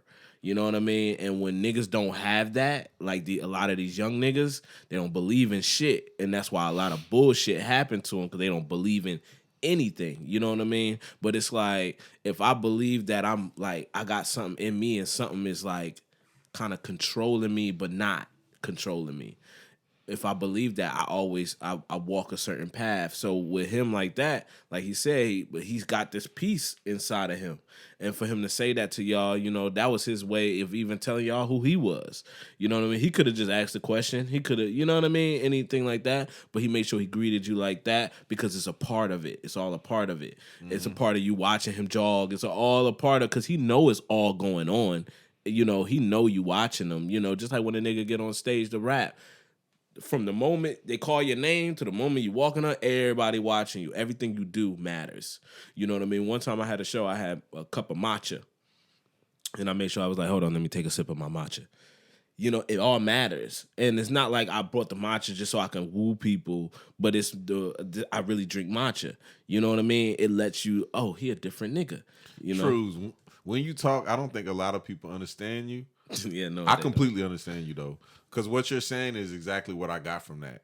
What I got from that was when he came up and asked us for directions, he knew exactly who we were, what we were doing, and he was trying to just fill us out and see what was going on and give us an opportunity to get to know him. Yes. And I failed, obviously, because I told you. I'm thinking, like, who is this nigga? Yeah. I know he's not homeless, nigga. Nigga got on a Nike outfit and Hirachis. Yeah. He's not homeless. But it's like, who is this nigga? You know what I'm saying? I kind of just brush it off. Yeah. He showed me who he was. My older brother is like that. Like, I remember when I used to stay with him when he was 22, he used to stay in Virginia in Chesapeake. And he used to jog over, we stayed right on the bridge of Norfolk and Chesapeake. He used to jog over the bridge in strip shoes.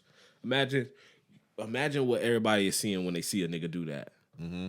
You know what I mean? It's like my brother a different cat, but it's not like he's trying to do it for you, but he's not going to tuck that in. That's the humbleness that you don't need to do. Yeah. That because he could have been extra humble and just not said nothing, but he was humble enough to say something. All he did was say, watch me. Watch me tomorrow. Watch me right now. This is me. Y'all saw him, but this is me. He was a great fighter too, bro. Yeah. Great. Yeah. This one I knew he was a great fighter. Jit was heckling people the whole time. What you mean? Like heckling who, the fans? The fighters. He was like, y'all niggas suck. Damn. Keep your fucking hands up. Damn. You gonna get knocked out. He was just heckling everybody. When that fight started, that nigga looked at me and said, hey, Slim, that nigga can fight. Oh, shit. He didn't say nothing the whole fight. He was like, Slim, that nigga can fight. Dang. Yeah. I should have went. Yeah, it was a great event, bro. I should have went. The first time I went to a boxing match, I seen Jip. Like, this was like 2016, 17, something like that. That was the first time I ever went to a boxing match around here and I saw him. Mm-hmm. So when I met him in the studio, I was like, yo, I fuck with you. I saw what you did without you knowing who I am. So, but now you're about to see who I am, but I'm always had that respect for what you do. You know what I mean? That's, you know, humble is a different. I had this argument all the time. I'm like, you know, I got a song on Legend, fuck humble. You know what I mean? And I really be on some fuck humble shit, but not in the sense of how people look at it. In the sense of when I go home by myself, bro, I'm humble. I wrote in the rap line, like, I talked to God and I kissed my mother. That is the most humblest thing for me, to be able to do certain things and sit and say, what did I do wrong? What can I do better? And all of that shit. But when I walk out of the crib, you know, I don't have a duty to humble myself for other people. That's not my duty. You know what I mean? That's what people want you to do so they can feel better. Yeah, you see what Kanye mama said about his humbleness and his attitude? Yeah, me and my mom was about to cry on that scene because that's how my mom talked to me.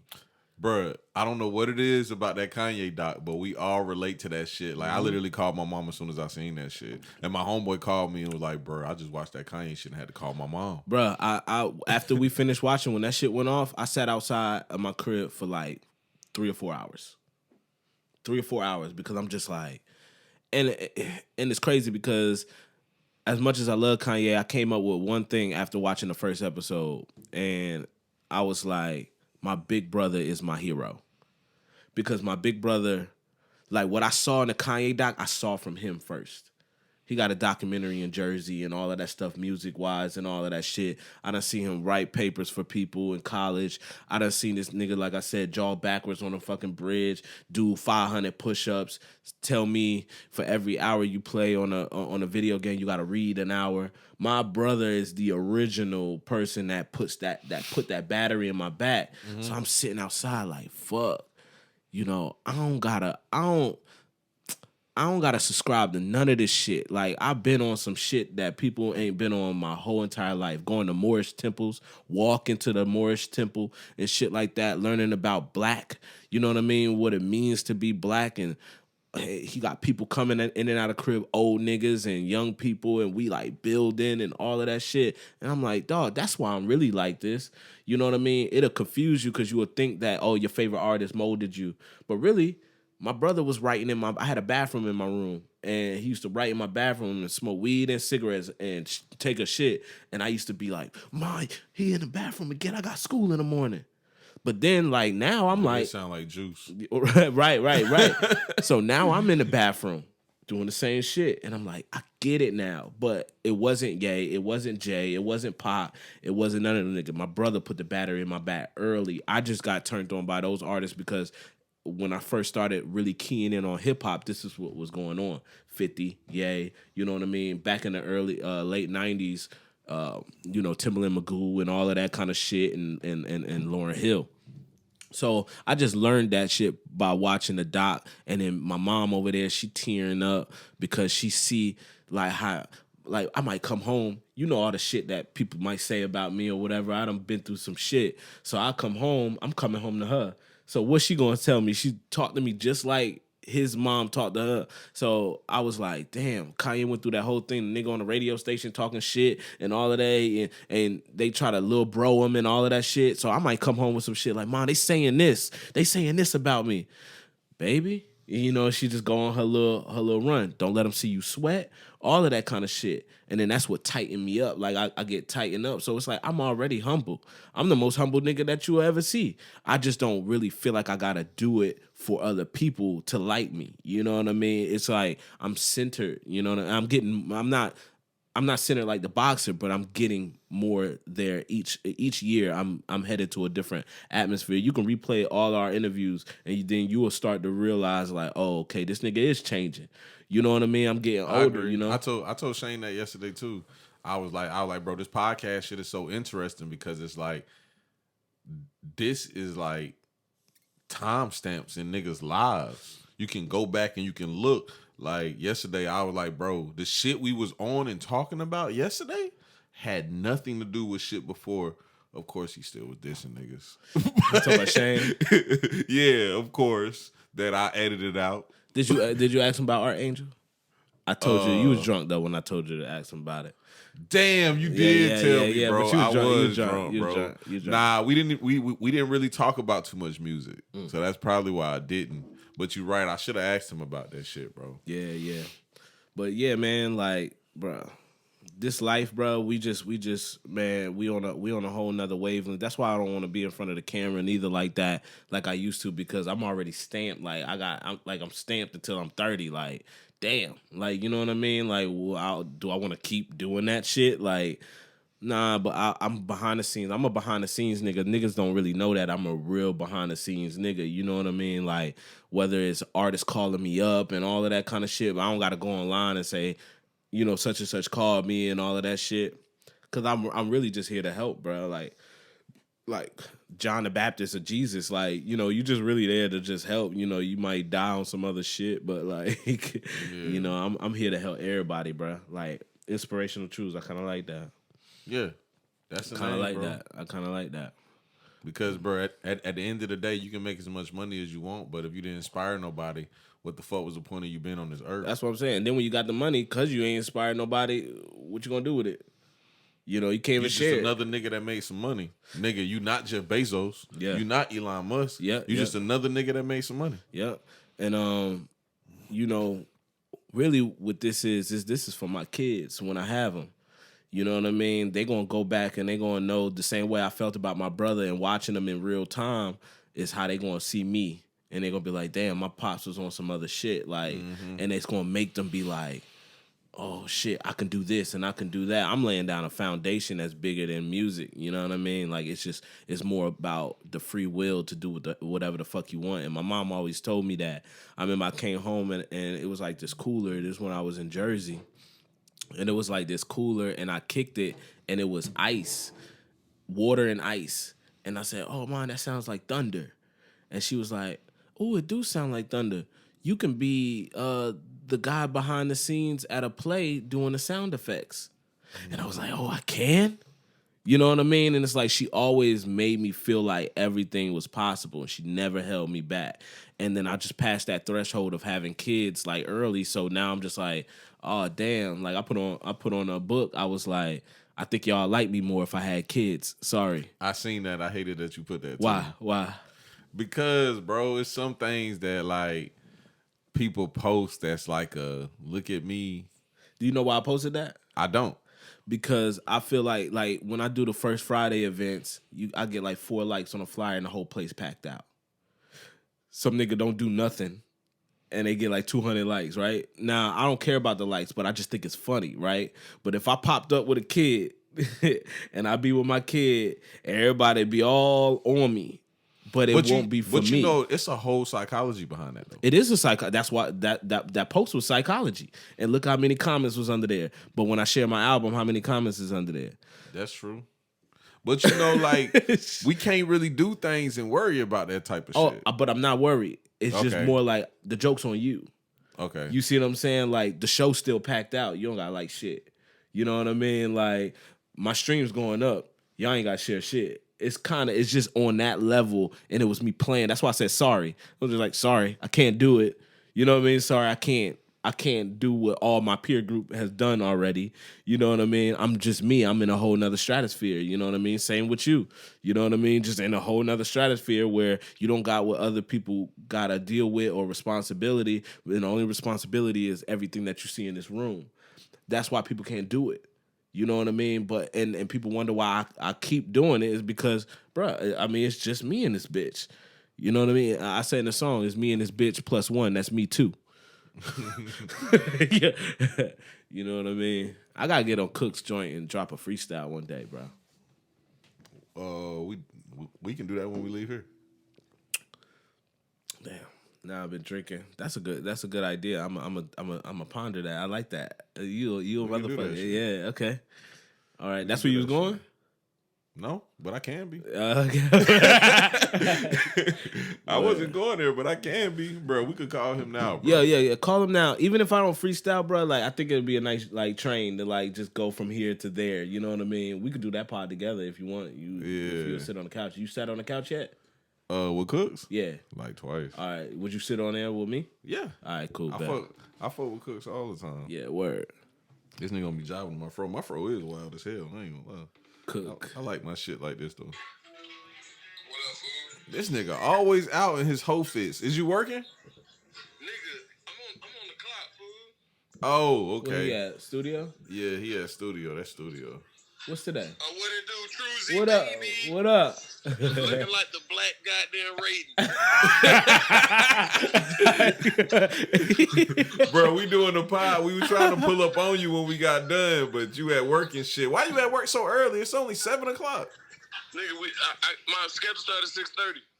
Oh, damn, that's crazy. Ask him how many people there. He said how many people there?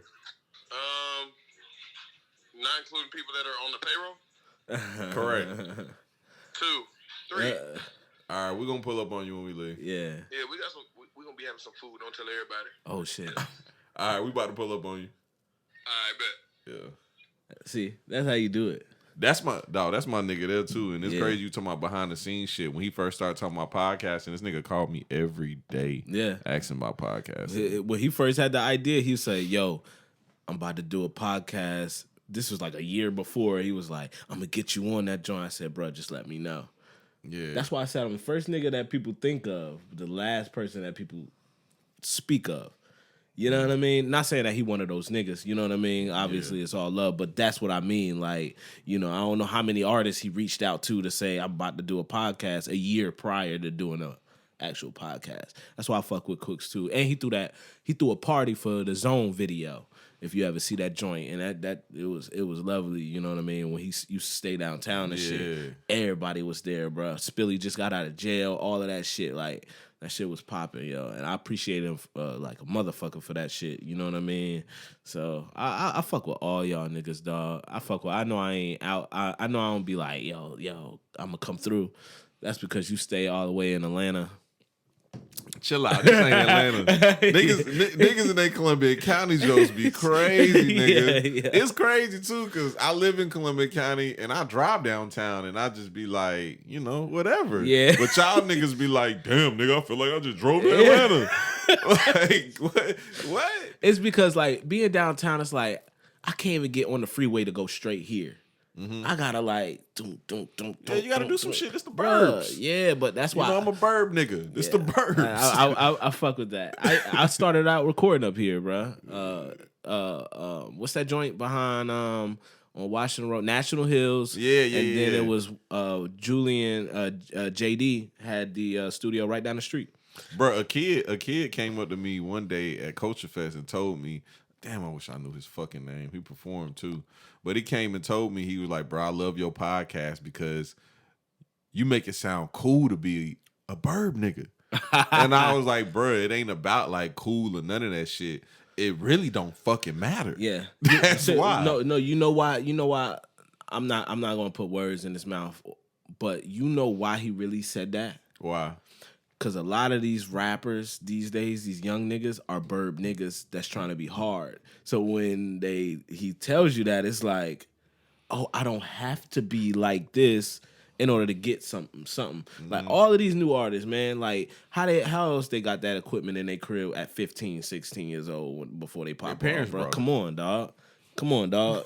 And it's like you got other niggas that be like, we out of the game. The niggas that really had to struggle to get this, we out of the game. It's the niggas that ask their mom for any and everything that get it, and then they get it, and then they blow up because they got the time and they don't got to get the job and all of this kind of shit. So the road, I'm on the road less traveled. You know what I mean? A lot of these niggas is on the same road. So that's cool that you aspire a nigga to not feel like he has to put on, because he's from somewhere. You know what I mean? That's why I respect you too. You know, same but, thing. Like, I take shit like that for granted because I can only be one type of nigga. Yeah. You know what I'm saying? So that's when somebody like Blue, who just walked in here, Blue or Damo, be like, shit, niggas think you lame. Yeah. And I'll be like, nigga, I don't care. I probably am lame. I don't give a fuck, because niggas think somebody that go to work every day and take care of their family is lame. Mm-hmm. You know what I'm saying? I don't give a fuck about shit like that. That shit means nothing. Slow money better than no money, too, first of all. And I love what the fuck I do. Yeah. So let's be lame. Let's be lame in what we love to do. Exactly, bro. That's why that's why the six figure job shit, it's like it's all about what you want. Shits. It's good. It's the end of the pod. Anyway, man. This was another great pod too. I ain't gonna lie, bro. Yeah, man. I don't think this one was as long as the other ones. But this one had way more substance to it than the last one for sure. I know that 2020 joint that we did when I had the blue glove and shit like that. Oh yeah, I like the one with her dog though. That's what I'm talking about. That's what I'm talking about. Yeah, that joint was fire, yo. Yeah. That joint was fire. It felt good to do it with my best friend too. So you know that joint was fire. But this means a lot to me too, because I think I'm in a new space in life. You know what I mean? And I just dropped a fire double album, and my rollout was like 4 or 5 months on a low. You know what I mean? And not a lot of niggas could pull that. Let shit me off. also give you one more flower too. Thank you for introducing us to the Lucky Joes. Word. I fuck with them kids. Yeah. I fuck with them kids tough. Yeah. I actually, bro, I kid you not, bro. I think I fuck with them so tough, and I'm not trying to sit here and act like I'm a nigga that people like pay super attention to, but I think I fuck with them so tough. Me and Maine was sitting in the studio, and I was like, I might start shooting music videos, bro. And he was like, "That's the first people." He was like, just shoot a free one and just promo that shit and just get bookings off of that. And I was like, yeah, I might shoot one with Damo. He said, you don't want to do that shit. He said, shoot one with them kids. Shoot a couple of them with them. You can be the reason, bro. I hit them up and I said, bro, because they had brought a hoodie from me. Yeah. And I was like, yeah, bro. and they supporters too. Y'all gotta come get y'all Legends Ball shirts too. I can't fit no small, so I ain't even gonna fuck around and wear it. Nah, they be buying mediums from me.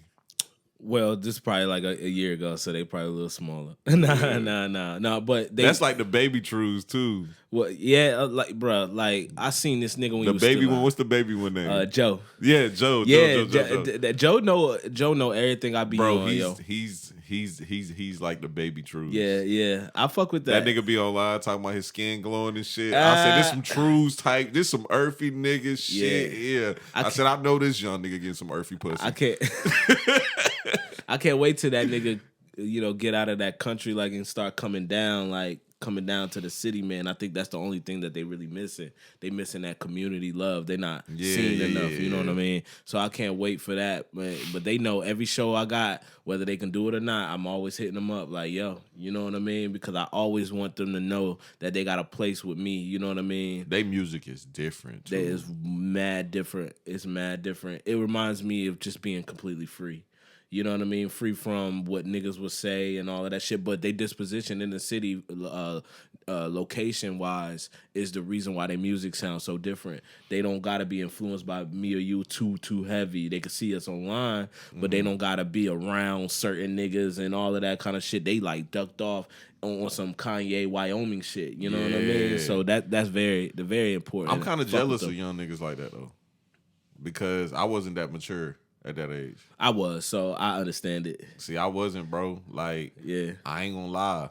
I was on some bullshit when I was that age. I was more scared at their age, but I did everything that I was still scared of. Like when I was at Josie, you know, people used to tease me for liking 50 Cent. You know what I mean? And when I started printing up my CDs, I was nervous to give them out because they already was like, you know, shitting on like kind of like my style or whatever. But the reception was great. Printing on my own CDs, putting the joint on the sticky joint on the plastic, and it had the covers and stuff like that. And I passed them joints out. I'm like them. That was when I was 13. You know what I mean? So it's like when I see them. See, bro, I ain't had that, bro. I was one of them type people that I could fuck a 40-year-old woman. Yeah. But I couldn't talk to a 40-year-old man. I mean, I understand that. I don't really fuck with niggas though. Like I like to be surrounded by women because women give you a different perspective out of life. It ain't even that. Like, what I mean about that is what I found important in life. All right, now what I found important in you life gotta really explain was it just now. getting high, getting some money, having sex. Yeah. Like, it wasn't about like, you know, you could have a conversation with somebody and it could lead towards some business. Yeah. I wasn't really on no business shit. Yeah, I was just like, bro, I just want to get some ass, make a couple dollars doing some dumb shit. Yeah. And that's it. But like somebody like the Lucky Joes could sit here and have a 2-hour conversation with me, and I'm a grown ass man. Mm-hmm. Not saying they not grown ass men, they grown ass men too. Yeah. But you know, they just a little younger. Growing ass men. Yeah, growing ass men. That sounds way better than what I originally was gonna say. Because they not kids. Yeah, they're know what I'm not kids, saying? and they're not grown men, but they're growing as men. Yeah. See, that sounds better. Yeah. But they could have a conversation with me. When I was their age, I couldn't have a conversation with me. That's real. I would talk about some dumb shit. That's real. I feel like the South helped me out with that. Yeah, because we're friendly as fuck down there. Yeah, when I came down here, church, all of that kind of shit, like I had to talk to old. And my brother is 44, you know what I mean? Like, and my other brother 37. So it's like, and my mom's 62. So it's like I was always the baby in every situation. And then when I became older, then I had younger niggas around me, and then I understood the responsibility and all of that kind of shit. That's why I know exactly what to do with them. You know what I mean? Like when I had those ideas and shit like that. Like that is why that nigga called himself the baby. Who? The baby. That's why he called himself the baby for real? Yeah, he the baby. I was about to change He got like 6 or 7 brothers. Oh, he the youngest. Oh yeah, that makes sense. I was about to change my name to Truzy Baby until Lil Baby and the Baby came out. I was just going to start releasing albums as Truzy Baby, but that shit dead now. There's too many babies out here. Yeah. What about Lil Wayne? You ain't want to not do it because of Lil Wayne? What, like the Lil aspect? Nah, Lil Wayne, Weezy F Baby. Oh nah, Wayne got it from Jay, Hovey Baby. Yeah. So I heard. Nah, he called himself Baby because of Birdman. Yeah, but Jay-Z was calling himself Hovey Baby. So when you hear Weezy Baby, it's different. He said Birdman Jr., you know, all of that kind of stuff. But Jay-Z is on record as Hovey Baby. And now, you know, after when he retired, it was Bro, Weezy how Baby. you feel about all this Hov slander that's been going on lately? Who's slandering Hov? Nigga, you don't remember the whole stint everybody had when Hov was like, can't nobody do a versus with him, and everybody was just going in on Hov?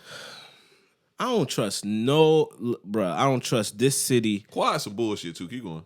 I don't trust this city when it comes to rap takes. I done seen niggas shit on niggas for so long.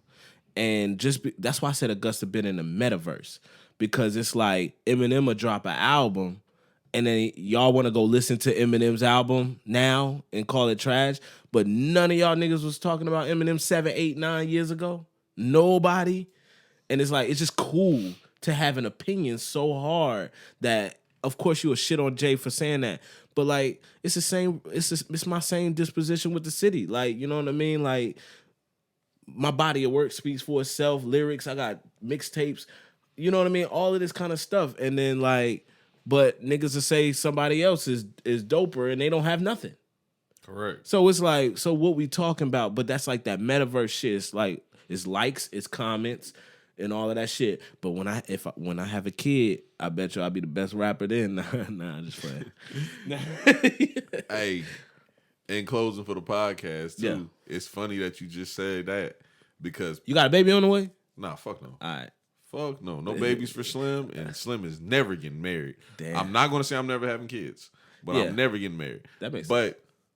But a nigga come out with a list and say these are the top rappers, Yeah. and 80% of the niggas on that list got fake followers. Right. Yeah, And they'll base the list off of following and views. Yeah. And them niggas got fake followers and fake views. I was telling John Powell, who on Gifts on the light mode, and he was in his phone trying to figure out how a nigga had all these views. I said, let me get your phone.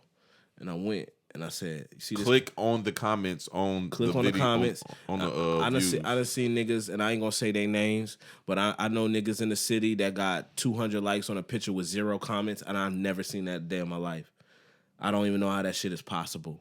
I don't know how 200 people can like your shit and nobody says dope. At least. Let me give you a better indicator. Okay. I've seen niggas with 10,000 views on a video, Yeah. and 90% of the people commenting have no less than 50,000 followers. Those are bots, my friend. Not only are they bots, it's this what people do on Fiverr, because I'm the Fiverr fucking king. When you buy views, our followers, which I'll never do. Somebody said I got fake subs on YouTube.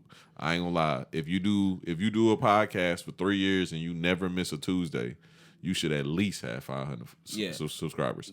But this is what they do. They take all the people that have paid them to get their following or their views, and they put it in a system, and all they do is push the button. Yeah. And what the button does is go view it and go comment the fire emojis with the rockets. Yeah. Hey, That's how that works. You know, also, here's a little tidbit. This is going back to our beginning conversation with this shit about the industry and shit like that. When y'all see y'all favorite artist drop a song and then that shit at 50 million views the next day, but you don't see that nigga and all of that kind of stuff, y'all must understand that the labels got meme generators. They got people who make memes for them when they songs come out. And they got niggas, what the label do, because it's all digital now, they'll buy your first couple of million views. And then naturally you're going to think it's hot. Because go to the baby page. A lot of them videos is ass. Not the video. The videos are great. He does not have not one bad video. The songs are ass. Mm-hmm. But that's what the label is doing. Yeah. He got some hot songs now. Don't get me wrong. Yeah. But some of them shits is ass. Yeah. So y'all can either play he got a machine behind him. Y'all can either play the game, be the game, create the game. That's a good way to end. Word. Inspirational Truez, people. Yes, I'm Truez and I'm signing off. What's up with the hat? What's up with the hat, bro? Nah, I had this. My brother had this when he was a teenager, and I just kept up with it. And like, it's like my warrior / farmer hat because I'm that's the nigga from Jumanji with the shotgun. I'm a warrior / I'm in the jungle. Like, this is Jumanji. This is That's the nigga from you. You don't remember the dad from Jumanji? He played the dad and he played the nigga who was the hunter. Yeah. Oh shit! Did he play both? He played both. I just told somebody this on the airplane. I was on the airplane. They was watching Jumanji. I was like, that nigga played both. Bro, you just blew my fucking mind, dog. I knew that shit when I was a kid. That nigga played both. Oh, I gotta check it out differently. But this is my warrior farmer hat. I'm a producer and I'm a warrior. And it's dark mode, and I got the dark mode hoodie. So now it's an outfit. Just like when I wear my orange goat sweatshirt and my shoes and my sweatpants, that's my flight outfit. That's why I skydived in. So it's like, you know, I got like themes and shit like that. Like, you know, that's how I dress now. I dress in themes. Yeah. Inspirational Truez for real this time. We about to go check out Cook, see what the fuck he talking about. Yeah. And that's all we got for today. We out, dog.